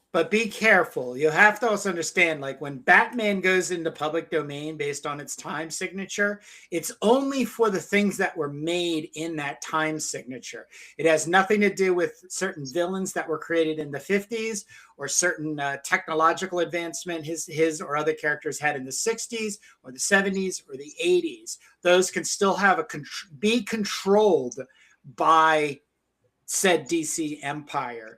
Or the original creator of right, and we're going to get into Bob that. Kane. Don't get if you find what you think is a big treasure, don't get crazy. I know when I started the Gardner Francis Fox Library for the first year, almost 2 years, a lot of people through Facebook primarily were excited because they thought I was going to catalog and redistribute his DC Comics stuff. And unfortunately, I don't really have any interest in any of that work other than like Hawkman, Adam Strange. But I did not want to deal with DC as an entity, because I don't have the funds to correspond back and forth with them through the attorney that I have, So you got to be very careful with public domain, but if you can vet it through an attorney, Do all the legwork. Try to find an attorney that will be kind and maybe interested. An entertainment attorney, which my friend is, gets a kick out of this. It's not going to kill them to spend 5 minutes maybe reading your proposed idea or the investigation of it. But please don't just take things for the value of them being there in identified public domain by title. Do your work on it. And also by doing that work, you'll find maybe other fan bases. And then you're going to have basically a place that you can go to sell whatever it is you're going to make. Yeah, and Kurt's admonition is, don't just assume that every iteration of a character is free and clear because it's only looking at 1930 creations. We said that, but we'll be even more clear. Here's a great illustration of it. When Betty Boop first came out in 1930, it was not the Betty Boop Here, Yeah. Look at this. She was an animal, right? This was a world of dogs and cats and everything. The Fleischer brothers, right? Is she a bumblebee? No, she had dog ears like a hound. Oh my God! So you're free to use this Betty Boop, right? And here's another picture of not the sexy one. Yeah, look, she's got paunchy, jaws, paunchy cheeks like Droopy Dog, and she's got these long ears. And this is how random it ended up being. Wow. Like they said, well, the idea here is let's make a cabaret girl, right? And that was a great idea, but they didn't realize what they had on their hands, the Fleischer brothers. I mean, so and it took decades before Betty Boop reached the cult status that she has now. Now here's something that he showed a quick screenshot of. Yes, your worst dreams are coming true, Kurt. They are making a Betty Boop horror movie immediately. And here she can be seen like ripping the intestines out of somebody. So it's going to be a gore flick, just like the Blood and Honey, which was the Winnie the Pooh one. But they're going to have to be careful, like Kurt is saying, because look, this is what came out in 1930. And it looks like they're just taking making her into a human. I mean, this looks awful. It looks like just a killer with a Betty Boop mask on, like a plastic, Betty Boop mask on. But these movies, nothing's going to stop those movies from coming out. And as long as they can put Betty Boop in the title or the subtitle, they're going to cash in. Just to review, now that I've cropped a bunch of these, we spoke about this that no one's heard of, the Iron Star by John Taine. Looks interesting, something to do with evolution and Darwinism. This is a name that we all know, Upton Sinclair. And this was his work, Mental Radio, Does It Work and How? Upton Sinclair is an author whose works has been adapted many, many times to film and other medium. As I Lay Dying by William Faulkner is a household name, at least for comp lit majors. The 42nd Parallel by John Dos Passos. I don't know why. I think that was like a gritty war story. So there's something here for people of all different genres. If you're trying, if you're making a comic or a graphic novel or something. Langston Hughes, Not Without Laughter. This is a Langston Hughes work that I'm not familiar with. Tarzan the Invincible by Edgar Rice Burroughs. I guess by 1930, Edgar Rice Burroughs was just cranking out the Tarzan series. So there's a good example. You got to be careful. Like you can only deal with the material inside that and that material preceding it. Right. So any material that you would try to involve into, and definitely making a comic book out of it could be really adventurous, but you want to just be careful. And you also want to see who else is making because I think what was it? Boom Studios? No, not Boom Yeah. Studios. Is it Boom Studios that was doing? Well, Tarzan was put out Still by being made as comics, yeah. right. Well, So Tarzan was first published in prose in 1912. So by 1930, these books were coming out in, I guess they were like serials, at that point. And I don't know if these are just chapter books or if this is pulps. I imagine that there was both going on by 1930 because comics and cartoons was starting to come into its own. But it's a good question. When did Hal Foster, boot up and everything? it's not Hal Foster. Tarzan is Edgar Rice Burroughs. No, the art when it was adapted as the comic book. Yeah, but that was licensed material. Right at that time, right? Sure. That was 30. It's still like I think it's so that's another good point. Something to 37. Right, that's another good point because that was an artistic interpretation that they had permission to do much later. So if anybody thinks that you can just hunker down and make Tarzan comics right now and that you can use the Hal Foster stuff that came decades later, you can only look at 1930 and before. So we're definitely hammering that point home. I've heard of Destry Rides Again by Max Brand. This is a Western, and it says up top, the novel from which the movie starring Marlene Dietrich was made. So if anybody wants to do a Western and you can plug into that tie-in, here's a big name. This is a household name, The Little Engine That Could, a children's book by Waddy Piper. And everybody knows the famous sayings, slogans that came out of that. I think I can. I know I can. I think I can. That was long before Al Franken did his Stuart Smalley bit. Right. I know I can. I think I can. But yeah, that the children's books that came out in that year are also public domain. Here came out The Yellow Knight of Oz, who was written by Ruth Plumley Thompson, continuing the character line that was created by L. Frank Baum in 1900, I want to say. Something like that, yeah. Yeah, and the commentator said that Ruth Plumley Thompson had by then already put out 10 works on the world of Oz.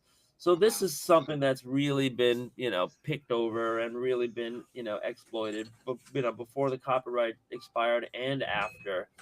But today, like the guy was in like Wicked out today, and they're still, using these characters, these L. Frank Baum characters.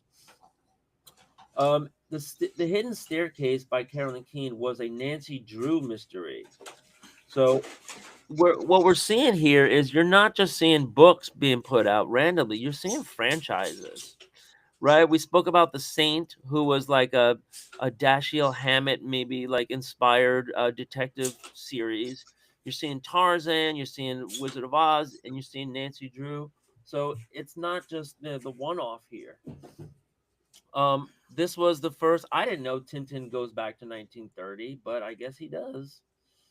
The Adventures of Tintin in the Land of the Soviets. He was drawn slightly differently. The dog was drawn slightly differently, especially. But the artist was Hergé. And now, if anybody wants to make your own Tintin story, you can if you base it on the early works. Here's the Betty Boop stuff we spoke about multiple times. The horror movie. This was the first appearance of Pluto. Although he wasn't named, he appeared in some of the early Walt Disney movies with Mickey and Minnie and characters like that. So Pluto, again, you could use the the character as it appears here, but Pluto was refined over the years. Flip the Frogs was by Ub Iwerks. This was an interesting story of this was the workhorse. Ub Iwerks was a German immigrant that Walt Disney found and said to his brother, Jesus Christ, we got to hire this guy. He can make 600 drawings in a day. You mean And exploit? well, no, they ended up. I can fill in some information. Um, Ube Iwerks did break away at this point from Disney, and this was Celebrity Productions Inc. He thought he would be just as big as Disney because he was doing all the work. Flip the Frog are great cartoons, and this was also heralded as the first color cartoon with sound, by the way. And it still holds up today, but he didn't catch fire like Mickey Mouse did, and he kind of worked in relative obscurity in the shadow of Walt Disney for many years until Walt Disney, after he started putting out his opening his theme parks, Walt Disney still must have felt fondly about Ube Iwerks because he gave him some work designing rides at that point. So that Ubi Works, they never fell out completely because he worked for Walt Disney. Had to be in the 50s when the theme parks were opening, maybe the 40s, but I think the 50s when the theme park first opened. So yeah, Flip the Frog came out in 1930, and the Fleischers were they were on top of the world in the 30s. Steamboat Willie was public domain as of last year, I believe, or the year before, but he hadn't really, come to prominence. And at that point, the Disney brothers were fighting it out with the Fleischer brothers for animation dominance. Here's a movie that came out in 1930 that featured. Bro, you might want to mute for that. Okay. It's like nails on a chalkboard. Here's a flick that came out in 1930 that featured a very young John Wayne, and I didn't get the greatest screenshot of it. This was just a brief capture, but whatever that Western was. And finally, the last picture I took is going to be Animal Crackers featuring the Marx Brothers, who were just making their move from stage to film. They had a successful vaudeville show called Animal Crackers, and they put this on film for the first time. So they incorporated, music, and this was when they were beyond the talkies, 1930, cinema. Oh, this was the other thing about the John Wayne. You notice how this is kind of like a wide format here? So this John Wayne movie was one of the first movies to be made in the new wide format 70 millimeter, and that was a big deal on screen because you were seeing a much wider picture now. And then so the Marx Brothers are public domain now in some form. And that is my report on Public Domain Day. I just wanted to capture maybe 15 or 20 properties that people might not be thinking about along with the marquee properties. And and Kurt, what you added was even more important. I think it's like dudes or dudesses out there, you don't want to even the top 20 marquee things because that's more likely to have somebody else be making something in parallel, and then by the time you put it out, you have all this work in it, and you're like, oh no, they're doing the same thing I'm doing. So why not plumb the depths a little and go find something that's a lot more obscure but still cool, because then you know you have the chance of making a big splash in bringing it back alive nowadays. And I think when it comes to public domain, it's a win-win if you're helping out somebody who's dead or their estate or something by bringing a key character in conversation, right? Yes, sir. And just keep in mind covering your legal ass. So, and do not just use ChatGPT to ask ChatGPT if it's that's That's the Oh yeah, starting point. That's the starting yeah. point. Don't But you take our should advice, be very, very and don't careful. take ChatGPT's But advice. if you go into the quasi obscurity of stuff, do the research. Maybe a website was set up by a grandson or a nephew or a brother or sister or something like that, grandchild, great grandchild, and send an email. Trust me, every time I have sent something out to somebody about you using such or said content, I get nothing but like, oh yes, I mean, this is great, blah blah blah blah, that's why I set the website up, that kind of thing. The Wayback Machine on archive.org is really good for that too.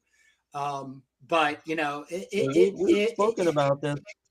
We've spoken about this a couple of times. I think we were covering what we were covering AXA. Remember, we were just doing a flip through about AXA, the Invincible or whatever, and it turned out somebody had done just that. They got a little bit ahead of the estate, and then then there was like some legal notice, which was Europe. The estate's in Europe, so that's why there was some confusion. Right there, and there was some like announcement that they were going to make a major motion picture, and then the estate sent a legal letter, saying, "Hey, wait a minute," and then ultimately they either worked it out or didn't. But you got to do your due diligence.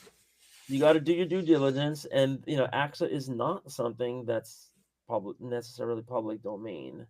So these things can come up. But if something's public domain, you have a much better chance of of finding out that it's clear to use. Obviously, the only problem is if you're using any part of it that was updated at a later date. Yeah. So always interesting. I could imagine looking for stuff, under like going to a library right now, a public library, and just popping in 1930 and seeing all the stuff that comes up in comics, cartoons. I mean, there might be some regional stuff that only exists in a library at this point, right, Kurt? Yeah, that's exactly what I was saying before. Is like the worst case scenario is, take a little bit of time and convert it into a digital file and post it somewhere for free. Just to see what I have a couple of non Gardner Fox works in EPUB or PDF. One of them is a pulp style magazine on how to do jiu-jitsu. And that gets downloaded like at least a dozen times a year. It's probably at the top one of the most downloadable things. But I put it up there because I know somebody would end up searching for it when they're getting into a martial arts, and here's an opportunity to share with somebody, and then and obviously promote the Gardner Francis Fox Library. So it's pretty wild. Pretty wild. Yeah, there's I think a lot of potential there if you're a creator or just a publisher, right? You could be a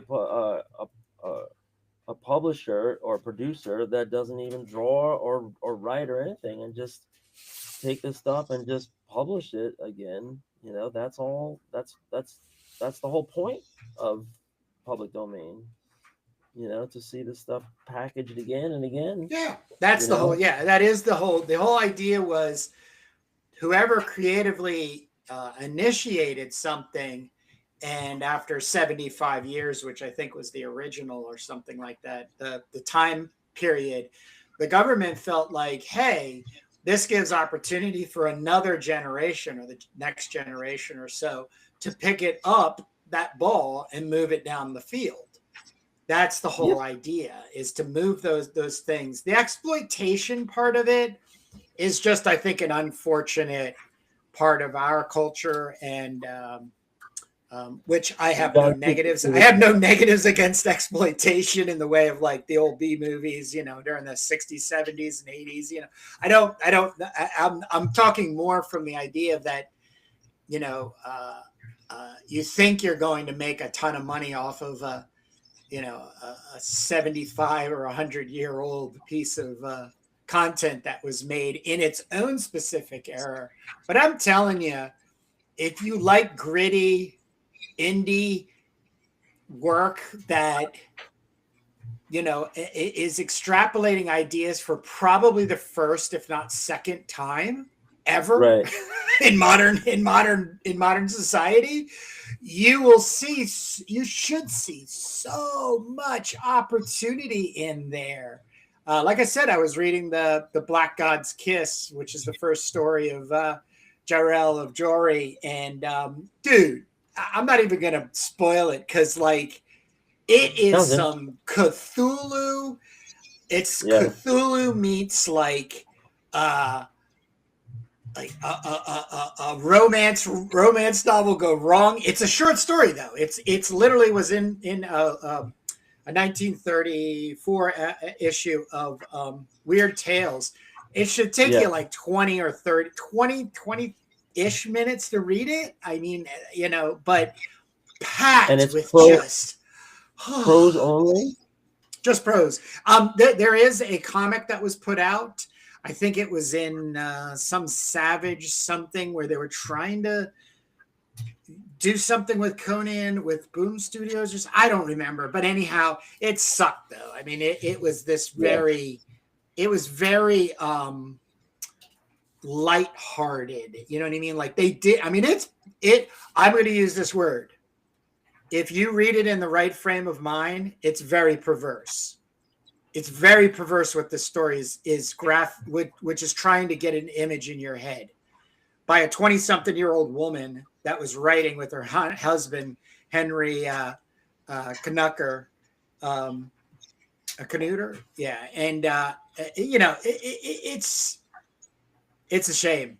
I think it's a shame when people are still trying to churn out something new, if you will. Because whatever ideas you might have, I'm telling you right now, like intersect them with something old and see what happens out of that. As a creative process, you're going to be on fire for like years of your life. I'm living proof of it. It's the only thing that makes me feel sad that I would have to die one day because I could spend the rest of my life doing what I'm doing. Yeah. The way I'm doing it, I should say. Yeah, you know, it's great to be an aficionado or a connoisseur of things that are historic. And, you know, that was, they said, you know, time and time again, they said that's what got Robert Crumb noticed and set apart from all of the other cartoonists of his day, you know, that he had this classic style that threw back to, you know, Jules Pfeiffer and, you know, and, you know, you know, just, you know, you could tell that he had done his homework, you know, on, you know, Carl Barks. They say that the Disney artist Carl Barks was both he and his brother's biggest influence. So that, you know, it was interesting. It's a very interesting read. I recommend the Crumb biography, even though I'm only about a third of the way through it. But yeah, but I'm learning a lot from that, and so it's great to be a student of history. That's all. Absolutely, hallelujah, amen. Because that is the way you get shit done. Yeah, it's good to know, you know, because it's also like you know what worked, right? Like, you know, this is tried, you know, something you're doing, they're tried and true, and so you turn it from a use case into like a, you know, a motif, or you know, or to like you know, a reusable element, right? And then it becomes part of the, you know, of the language, like you know, whoever the first person was that used word balloons, you know, with the tails on it, you know, give them a lot of credit, right? They figured it out to make these bubbles that we all use now, and and there were, because in the historic paintings of old, there used to be like these little ribbons coming out of people's mouths, and that's how it developed. And then it was like they would draw these little scrolls, and then in Japan they would draw these like kind of like vertical balloons that go up and down, because the writing goes up and down instead of left and right. So there was a whole evolution to that, and it's all part of the history for sure. I'm having trouble. What I'm doing right now is I'm trying to reuse these kind of like electrical looking panels, and I'm having a hard time getting rid of the white schmutz around the outside. So I'm gonna go get the similar and see what happens when we delete the similar. Oops, don't want to be doing that. All right, now we're gonna do the similar. Oh, that's not good. All right, I have to go around the horn, but once I do this the first time, I mean, this looks kind of wavy. It doesn't look so electric to me. So I think what I'm gonna have to do is just redo the electric panel here. And then, like, this was the one that we have that you gave me. I guess I made this. But I want to make it. No, I made those. You're pulling from an old comic? Are you pulling from the Turbo comic? No, this is just what you gave me. When? Today? Yeah. No, this is what I didn't do any of that. I didn't do any boxing and lettering. I must have made this. And I want to make it a little more jaggy. Get jaggy with it. Yeah, I want to get, because I think it's a little too round and wavy, but I am gonna have to go all the way around on this one, and then from there I could just duplicate. But you got to do it at least once, and then you would just do things to size. I think I might have done this in my font too. I gotta check back now. I might have created some electric buzzy lines in my Doom Mags font, but as we learned the hard way, we can't use that font in this in Photoshop. It only works in Quark, and even then, it seems to be the culprit, making Quark crash every time you switch out to another app from one app to the other. You can no longer go between apps because the font is crashing the apps. So crazy stuff. It's never easy, right? I love it. I love the challenge. Love the challenge. Yeah. So anything else going on in the comic world that you yes. saw? Yes. Let me share with warning. I got my 5 mangas from Borders, and I started reading. So I'm This is a physical store you went into? I got Booty Royale is one of the stories. This was a suggestion from a good friend of us in the channel. It's tough to flip through this. I didn't think it would be so explicit. Dirty. Well, dirty is one way of putting it, but the explicit part of it, but it's still like, genitals are, whited out, they're blurred out in that kind of thing. But the stories, there's all these short stories. This is a young girl who's, what do they call them? gure idol models, Japanese. What are those gures? They're like, they just basically bouncy and wear bikinis and take baths and all this kind of stuff. But she has an agent. She has an agent that wants her to start getting into more exploitative types of work. So I don't want to get into anything kind of specific because I don't want you to get embarrassed or you know what I mean because of your place of employment. But I have to say, and I said this last week, and I feel incredibly good about having taken this chance because this is a younger generation's outlook on what's happening to them right now, being employed, paying for school, all these kinds of things. And one of the motifs is, doing sex work, OnlyFans, posing for photos or being in movies and the such. But it has a very humorous way of looking at it, but it's very edgy for the time. In other words, it's really trying to put some eyes open to, like, if I was in my 20s, this would probably be one of my like go-to books to recommend people based on just the social credibility of it. Like, this is what's happening, you old fucks, to us as a generation. Like, we're tired of the sexual suppression. We're tired of, being identified as, prostitutes or adult film stars or these just cretin ways of. Wait, so you're saying this is sympathetic to like sex workers and the whole movement to try to legalize it and bring it indoors?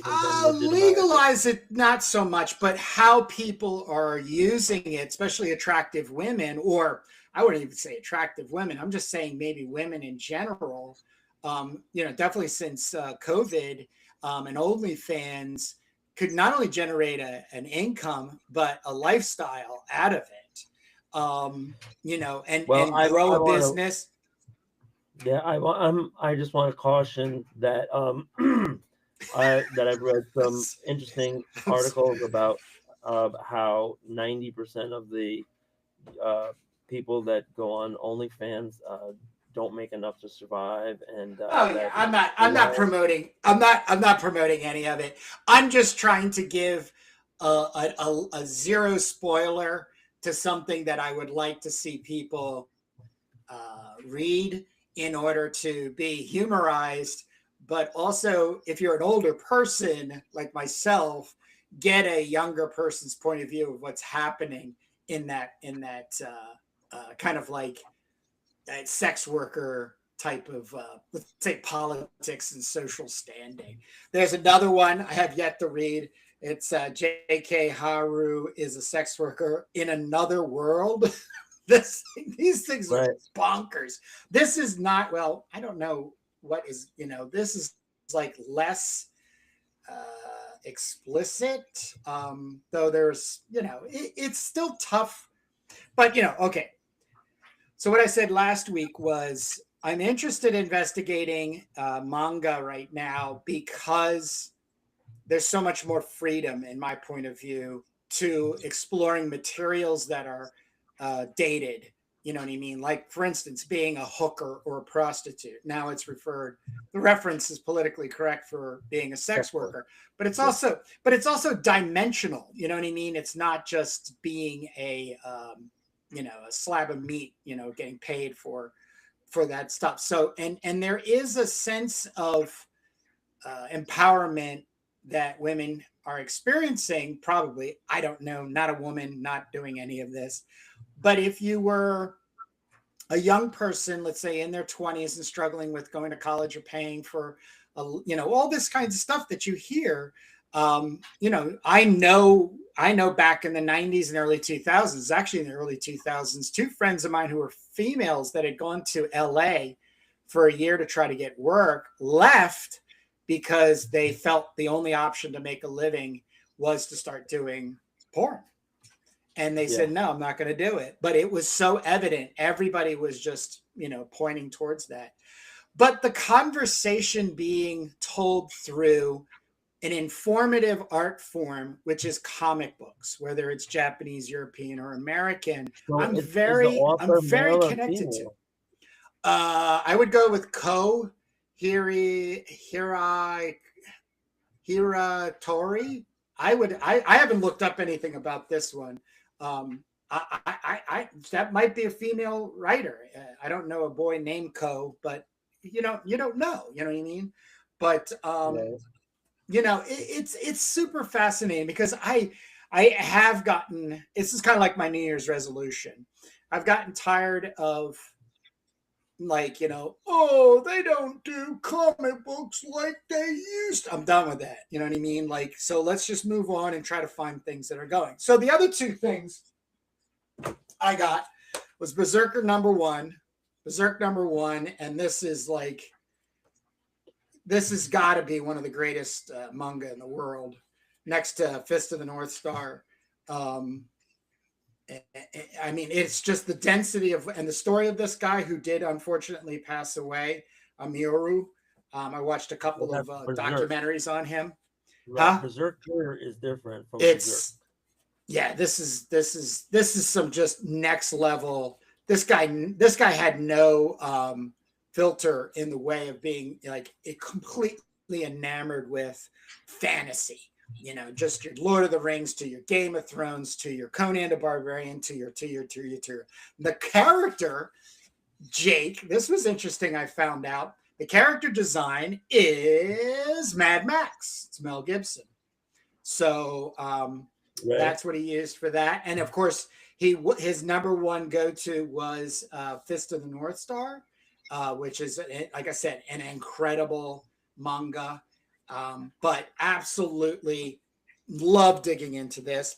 And this was just something like I have always kind of skirted around since getting back into comics and sword and sorcery.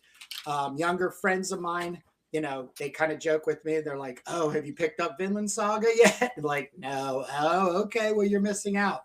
And once again, they're right. So this is more like historical fiction. These are the people that went to America first.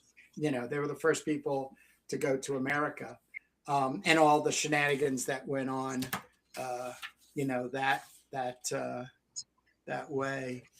I'm not loving the digest size stuff. Yeah, it's tough, Jake. It's tough, but I can also appreciate, like, if you had, these were all around $14. I think this was 20 because it was a hardbound.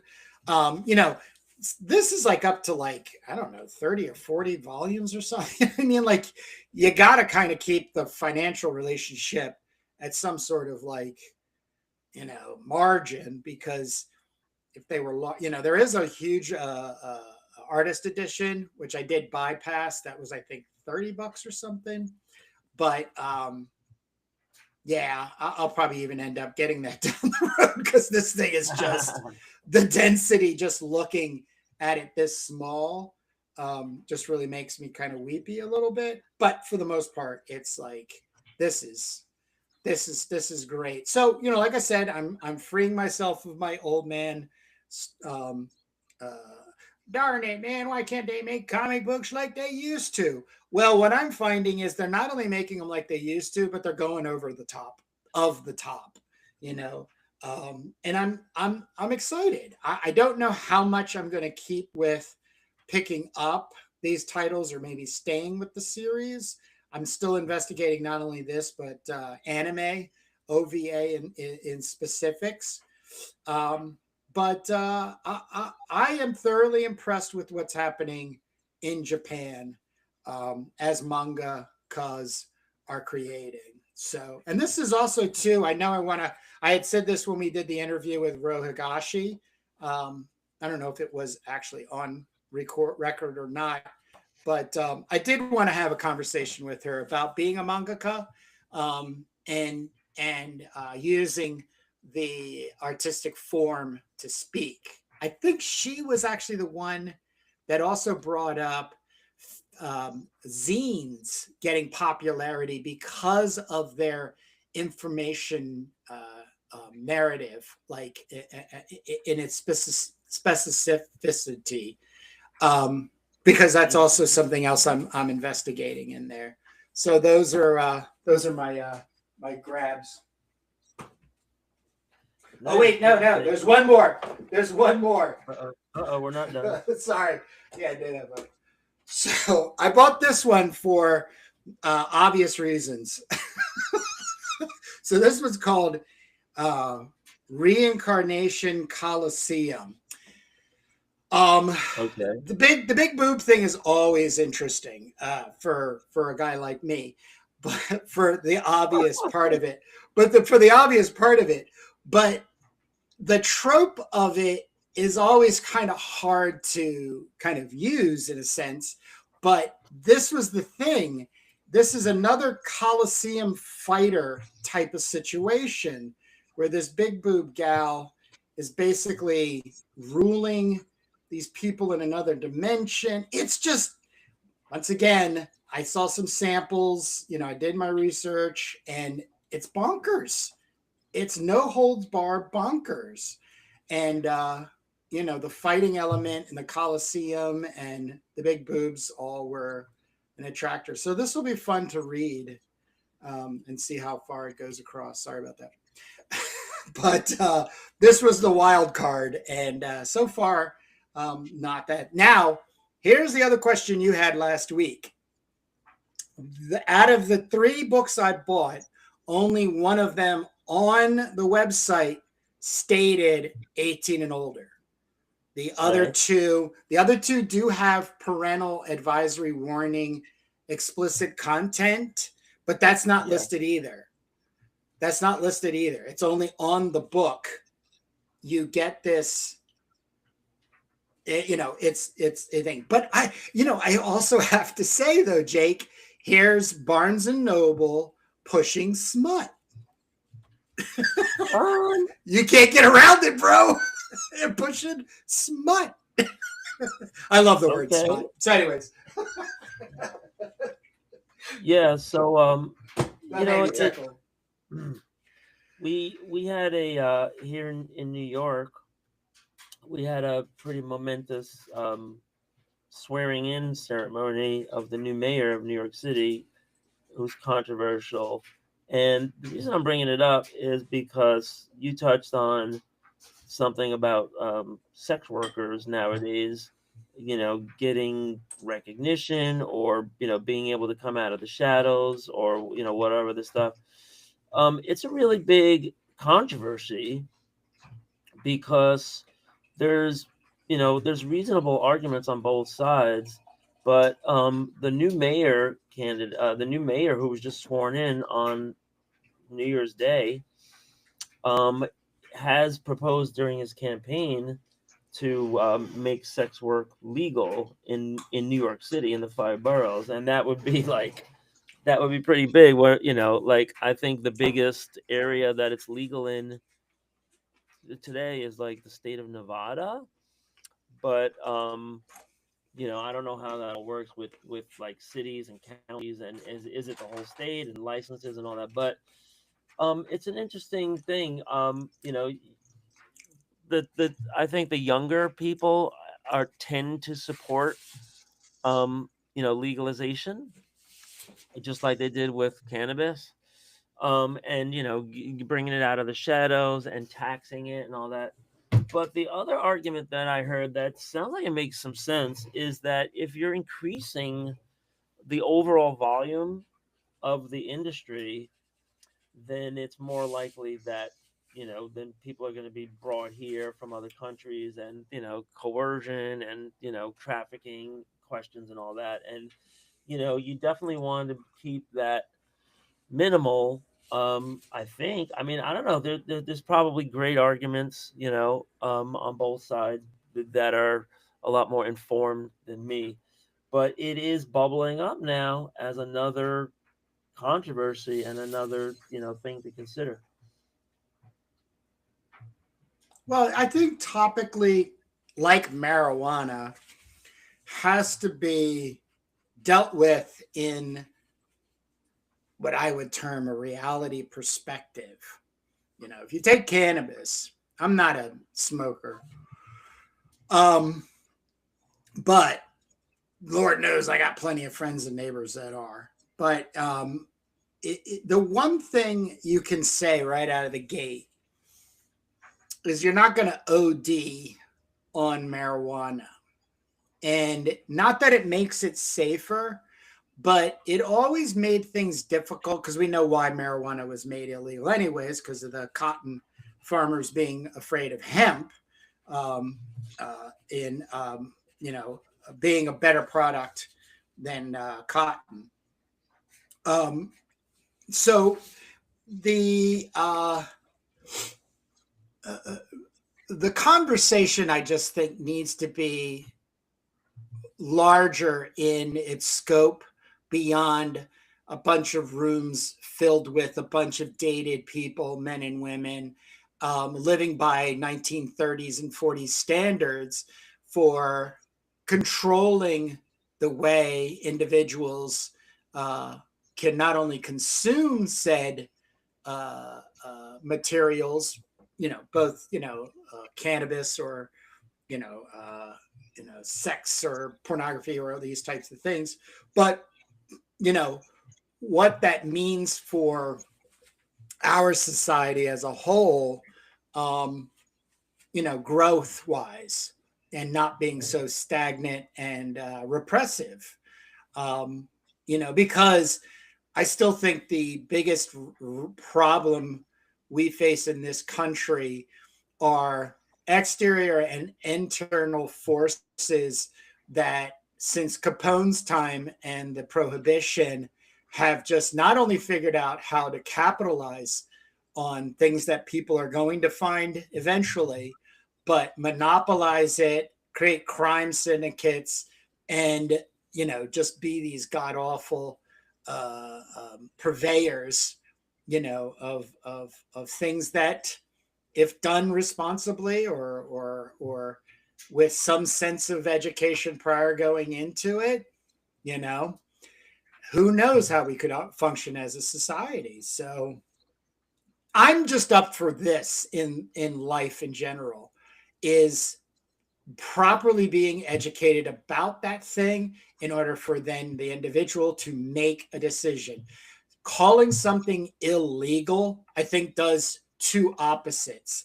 It it causes somebody to not investigate it, like in the way of like, is it harmful, or, like that. And then it causes people to seek it out, and then seek it out to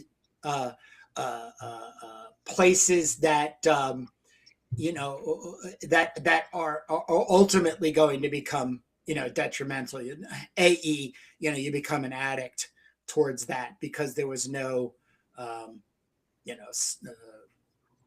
prior, understanding and respect for, what you wanted to find out more, maybe participate in. I mean, trust me, me just talking about it right now. I mean, it's just such a Hail Mary and hope, but I just keep it out there because, we are supposed to be intelligent monkeys. Why not act like an intelligent monkey and investigate these things? But I'm tired of people not telling me specifically, but even in my own intimate social places, almost like being paranoid to even bring up something topically just to see what other people think about, which I've done in the past. I've done it in the past. And then, within minutes, like, oh, well, are you really big into sex work, Kurt? And it's, everybody's joking. I was like, nah, I'm just saying, like, you have children. You have children of age right now.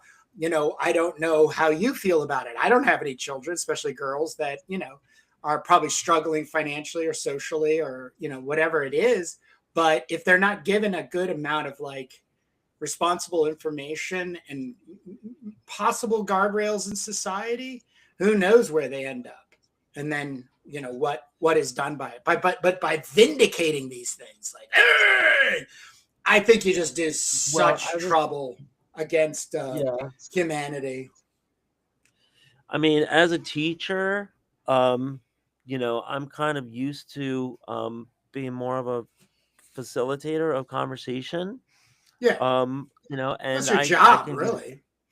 yeah, and but that goes like with adults that I hang out with too. You might be in a mixed group of people that feel two different ways, and you might want to have a substantive discussion of it, including both perspectives. So you need that person in the middle to ask the right questions and kind of Yeah, guide the conversation, because people can get very emotional and people can get very argumentative. scared. So yeah, I mean, and I have my personal views on things if I'm asked, and if it's in the right venue.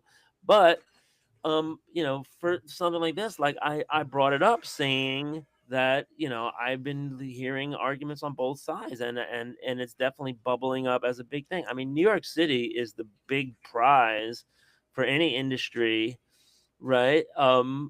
Because we're the biggest city, the most money, and a lot of attention. You could set a precedent for the whole country. All these kinds of questions. So the fact that we I mean, I'll mention this is getting pretty far afield from comics and sci-fi, but this same mayor ran on universal childcare, which is a big deal because we can talk about some comic creators that we've met, that we've interviewed, and then all of a sudden they have a kid. You never hear about them anymore, or maybe they're able to do a lot less than they did before they had kids. And same thing goes with bands, right? Sometimes you have a musician that you're playing with, or a band that you're playing with for years, and then all of a sudden they have a kid and they a lot less limited. Well, what if we did have universal child care and it was affordable and everything? And New York City now has a mayor who ran on that and won. And just about a week ago, the governor came out and said she supports the idea in principle, but that there's a still long road ahead about how that will be paid for, because Zoran Mondami wants to just tax the rich, and Kathy Hochul probably has a zillion other ideas before that she would try to tax her donors. So all these kind of things intersect in life and society and people in a million different ways. But it's always interesting to have the debate, and to the extent that these things come up in comics, I would love to see a kind of like feminist perspective on this question from a cartoonist or a comic creator, or even an article written by somebody, and hear their argument. um Keeping in mind the cons, the pros and the cons, to see if there are, you know and like, should society make a move on this right now, and should we start collecting all that money in taxes that's now on the black market? This goes for drugs, or prostitution, or anything really. I mean, what New York State did recently, which has changed everything. This is only in the last, like, I don't know, like 7 or 8 years, is we legalized gambling, sports betting. Yeah, yeah. And now it's inescapable. If I'm watching the ball game, that's all you freaking hear is, like, every single commercial break is an ad for FanDuel or DraftKings. And there's a couple others too that I don't remember quite right now. But there there's a gigantic market for sports betting, and every single one of these commercials says at the end, "Have a gambling problem? Call 1-800, false hope," or Yeah. whatever it is. Because there's already some regulation on it, because they're already seeing Oh God, young yeah. men mostly Oh just God, fritter away their money. yeah, Gambling. You can't just watch a game now without placing a bet on it. So yeah. yeah, so we're there for all of these, like, things that were considered vices, and now they're like you said before, you brought up like Al Capone, and the mafia, or organized crime cornering the market on something. It's corporations, or you could go another way. Like, when you talk about the cannabis market, New York did it pretty responsibly, I think, when they legalized recreational marijuana. Right now, it's true that there's a place that just opened up near my house. There's probably two places within 2 miles or 3 miles of my house, and I don't know what's going on over there in Delaware, but it's legal now to just go and get some recreational marijuana. Now, you said it's not that big of a deal because you don't have people ODing. No, no, no, no, no, Actually, no, I no, no, mean, no, no, no, no, no, no, no, no. The I'm sorry. The clarity on that statement is not to do it. It's that it was categorized as something that was so lethal, like overdosing on Schedule One drug, cocaine. yeah. I grew up in high school with campaigns and shit being pushed in my face, not only by schools but by my parents, or television, where if you started smoking weed, you would end up, a crack whore or OD. I mean, it was Yeah, really for pushed sure. into my psyche. But when I finally was able to go out and explore things and stuff, I did have that as a resignation. But then I found it was a waste of money, it was a waste of time, and the experience was not what it meant. But I went and I did it, I think, at the most intelligent way a stupid kid like I was, and probably still am, um, should go about something. So no, I'm not advocating for anything other than Well, to give all I us was give saying, us the ability to have information and discourse about it yeah, I without mean, being all I was shamed. saying, Without being shamed. yeah, I just want people to know, like, if you, because nowadays it isn't just smoking, right? It's also Yeah, yeah. eating Yep. The edibles, edibles. and Yep. so there you have to actually understand the whole science of what Yeah. you're eating, Yeah. and and get the a healthy dosage of it so that you don't like end up in a hospital or something. So you do have those things, but compared to booze, there's a lot, and harder drugs, there's a lot less people that are ending up in a lot less harm. That's just the reality. What? And For what? What there's did a you just lot say? there's a lot less people that are ending up with a lot less harm. If you legalize marijuana and people are doing that, and they're just like sitting on their couch and watching Beavis and Butthead or something, then they're not going out and getting coked up and driving and drinking and driving and stuff like that. So it's a much less harmful I don't know. indulgence. I don't know. Like, once again, I'm not trying to preach or make some kind of like moral or social value to it. All I'm interested in is that vice, as it is as a whole, is more socially accepted as a conversation in an open air dining situation, not only among friends and family but other people. And as opinionated as you might be, um, everybody's still working on the idea that it exists, and therefore, because it can have such a strong hold on us, gambling and sex and drugs particularly. We have a greater sense of empathy for those who, let's say, fall ill to it. I mean, as much people as I know that smoke, um, I have more recovering alcoholic friends, Yeah, and yeah, that generation. breaks my heart in one way, because the majority of them I know became very inflamed with excessiveness because some hardship came in their life. And I mean, two of them I personally brought to AA, Not that I'm in it. I just had nothing else to help the individuals. And they were in such a dire place that, it became obvious of light to head in that direction. Now that's that person's life. I'm not judging them, would never judge anybody. But at the same point, like, if you can moderate your intake of anything. I mean, I here, this is going to be probably inappropriate as a comical thing. I'm not trying to make it inappropriate or comical, but the majority of why I did not get into drugs or alcohol is it cost too much.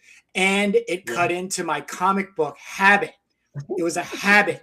I had to have comic books. I was so driven to get comic books that when I found out that I could go mow lawns and babysit other people's kids, you couldn't stop me from being on your front door. But the moment I had $10 or $20 in my hand, I rode the bike 45 minutes out to the comic book store and spent the whole thing. I mean, it went on until I got to college. I was addicted to an art form in one way. And like I said, I wasn't buying Marvel and DC comics. I was looking for the crazy stuff. Like I have an original first printing Lone Wolf and Cub, a Tokoban.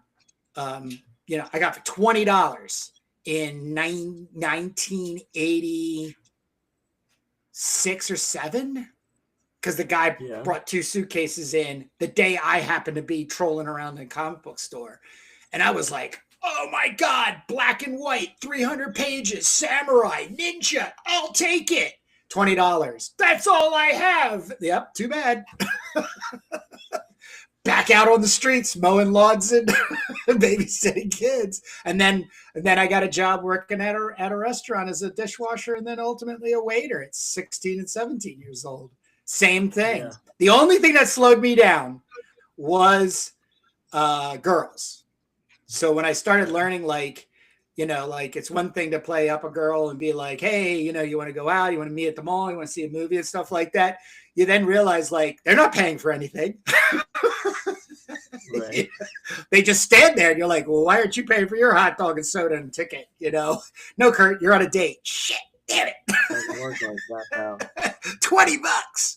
Right. So I did have a maybe, but it doesn't compare to somebody having a monkey on their back. Right. Well, so let's bring it to the end of the world timeline. Yeah. Because we've had, I mean, in the last 100 years, I would, you might say that alcohol has been the dominant, legalized drug or indulgence of choice. In American culture, it's been, promoted and pushed, and just like they can, put the gas or the brakes on anything. We experimented with prohibition in the 20s. The natives got restless, to say the least. They were not only bootlegging and opening up speakeasies, but they would have violent protests like every Sunday, right, in major cities, and that just went on and on and on until they finally legalized it again.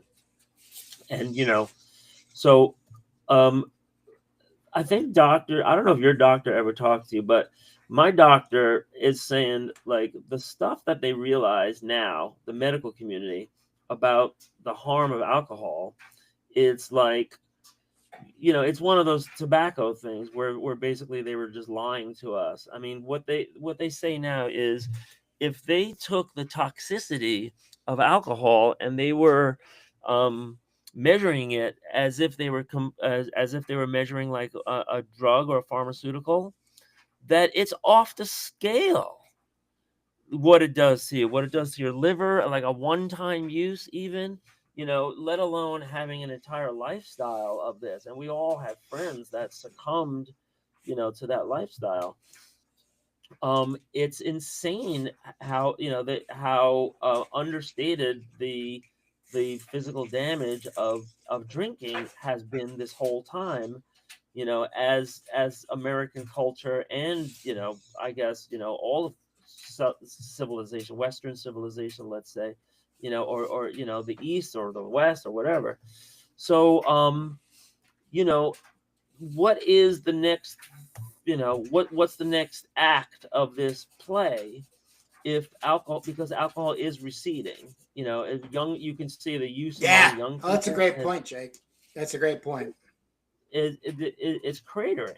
And, a lot of them are opting for other things like, cannabis Gambling. shops, gambling. Yeah, they're doing gambling. They're doing cannabis shops. They're doing all the things that humans do, for thrills and for recreation and for, just to, Escape.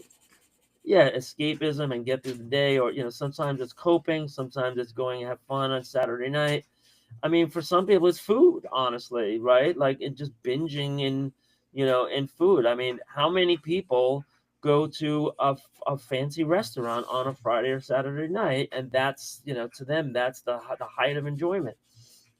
So, you have a million different things with a million different people. What is going to be in the end of the world timeline? What is going to be, the realities of our. What a great question. Wow. So, Mm, so I've thought about this a little so far, and I'm still very open-minded to discussion, but I've thought about this a little bit so far, and it's going to be sex robots, pleasure bots.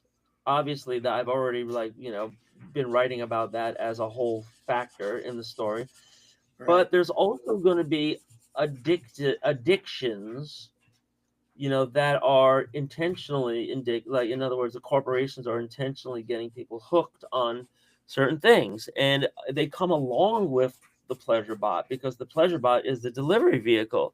So it might be, experience mind bending experiences like substances, or it could be things like, enhancing, the sexual antics with role playing and, and virtual reality, right? And because we've already seen some sci-fi on that about like how Ready Player One is going to, and a couple other movies I've seen too, where gaming is going to be the next big thrill, right? Gaming addiction and, being in virtual reality VR. world. Yeah, yeah, yeah, Yeah, yeah, yeah. Yeah, right. yeah. So pleasure bots, VR, and then, also, I'm picturing enhancements being also in there too, where Yeah, people yeah. are using the Elevena goggles and they want to they want to enhance their physical and mental capabilities. So, and that you can liken that nowadays to steroids or, human growth hormones, that's really happening already now. It's just that, when they unlock the quantum, realities of science, what will be possible then could be exponentially, different. Like, like we're gonna lift some weights and take some, super steroids, or maybe we're going to, The the body modification is yeah, most definitely at the top of my list. The VR would be next. But when it does come to the pleasure bots, I think my injections will be heavily based more on the emotional than the physical. Because it's already recorded over time that a greater amount of the johns that a sex worker engages, they are lonely. They just need to be held, right, talked right. to, and you see what I mean. Like that would be even to make Oh my that god, I gotta tell you something. into like a perversity in a sense. You know what I mean? Right. I gotta share something with you. Yesterday, um, so, the Barnes and I told you about the Barnes and Noble already. We discussed that they had 50% off. So my wife was going there to go buy to see if there's any books she wants. She's a bookworm and she's a teacher and everything. And so when she went in there, we drove together. When she went in there, I went into this Marshalls that's going out of business. And they went out of business a long time ago. So the only thing left in there is like this real random products, everything marked down. And there's like, it's not even Marshalls anymore. There's just like job lot people that are working the registers and just liquidators, right? Yeah. And so I'm looking through the whole place, and I'm all right. There's some deals here, and I got a couple of items, and then I noticed they had these memory foam pillows, right? And you're gonna laugh. So the memory foam pillows, I think they're great because they're not too hard, they're not too soft. They're mushy. I love the memory foam pillows. So I'm getting so there's a good deal, and I bought myself a memory foam pillow. But then I looked over there, and they have the memory foam full body pillow. I know where you're going. Yes, So, I do. I know where you're going. I was looking Go at there. that. Go there, brother. Go. And it's exactly what Kurt was just talking about, right? Yep. There are lonely people out there, and and their urges a lot of times is, oh yeah, I want to have sex and pound away like raw meat and Rabid dog. Right, I want a raw dog.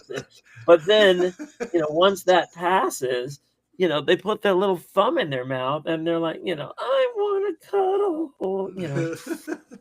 So I'm looking at this thing, and right, I said to myself, oh wait, you get one? Did you get one? No, I was like, no way. My family is gonna see me with that, and they're gonna think I'm like, oh, come on, Jake.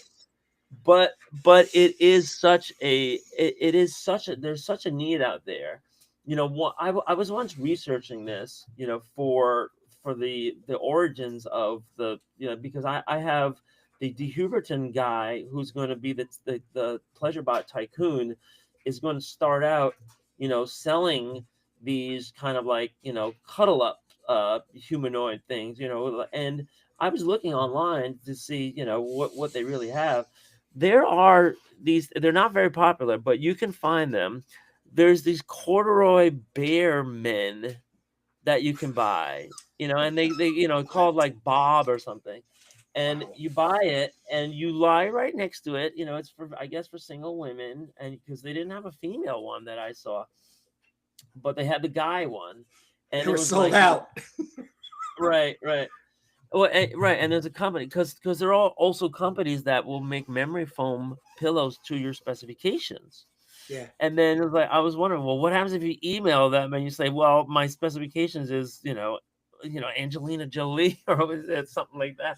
Can you make a memory foam in the shape of of that? And then people go behind closed doors and do whatever. So it is a very interesting thing to talk about and think about. And when we're making our sci-fi production here, I'm thinking about all these things as like, what is the next big vice that's going to come along and captivate people? So always an interesting discussion. So we are at the 3-hour mark once again. An amazing day at Jake's house. boy, I bet you didn't think we were gonna... I wonder if your mom was listening to us, Jake. You're gonna get You're gonna get a talking to after this, Jake. I want to talk to you about what you and Kurt were talking about when it came to marijuana. My mom was a crazy hippie, so me and my brother were always the Michael J. Foxes of the family. So you would have had the uber liberal, like, all right, guys, come on over here. I had my best friend's parents, I remember, pre-21, would want to check in with us, so, we're like 19, 20 and, we're raising hell and all that kind of stuff. And they'd, get us in the kitchen, and they'd pour us a little glass. Remember the little glasses the Italians do? Little glass of red wine, and they'd slide it in front of both of us. Then they would have theirs. And they'd tell us what's going on. Do you have any questions? Like they would literally, his mom or dad would always start off, you got any questions? And he'd be like, what are you talking? Of course, John was like, what are you talking about, Bob? You know, like that. And we'd Mortified. end up in a really great conversation about, you know, things. And most definitely they always gave us that sense of like, well, if you run into something and you want to talk or you need help, you know, both of you don't, you know, blah, blah, blah, blah. But anyhow, I still have copies available of Crom Anthology #1. It is now full price. It's at its $35 cover price. There will be opportunities out there for securing them probably at a lower cost. But one of the best ways you can get a hold of a Crom Anthology will be contributing. So this week, coming on the 5th of January 2026, I will be updating the page, the collaboration and contribution page on cromthebarbarian.com. And I will also start reaching out to people who have prior work in here to get them up to date and get the February 28th, I guess, is what the end of that month will be. You know, to be able to submit something, but we're always looking for new candidates. We have free scripts. We just had Steven Sonneveld and Steven had submitted 12 free scripts, and our first script has been penciled, Crom and the Wheel of Time by Matt Boyd, nerd artist. Extraordinary. Nerd artist.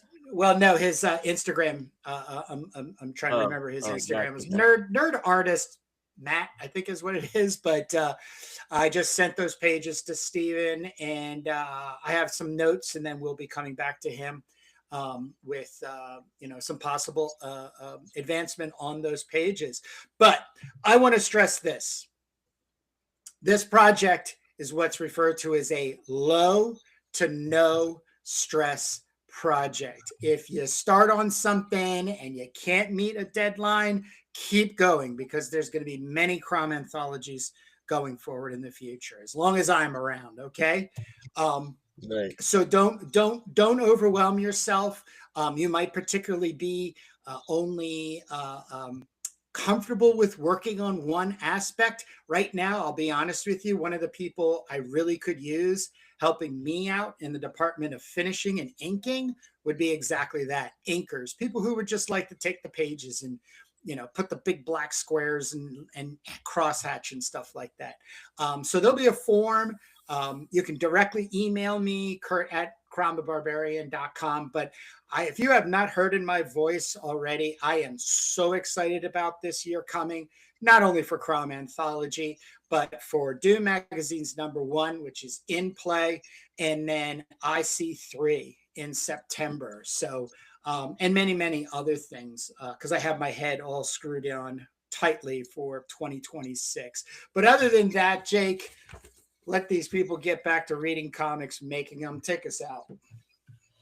Right. So thanks for spending some time with us, even if it was only a couple of minutes before you got bored. But you can check out our other platforms. We have our YouTube landing page where we have our comics that influence. We do flip throughs. There's about 50 something episodes of that. And we have our creator interviews, which is called the Indie Creator Exchange. And there's, I don't know, more than 50 episodes of that too. So, you know, you got that. And then we'll be right back here for another episode of Making Turbo Pit Fighter next Sunday at around 10 o'clock Eastern time, where we'll be right back here working on some more of these pages right here. Absolutely, Jake. See you next Sunday. All right. Bye, everybody. Peace.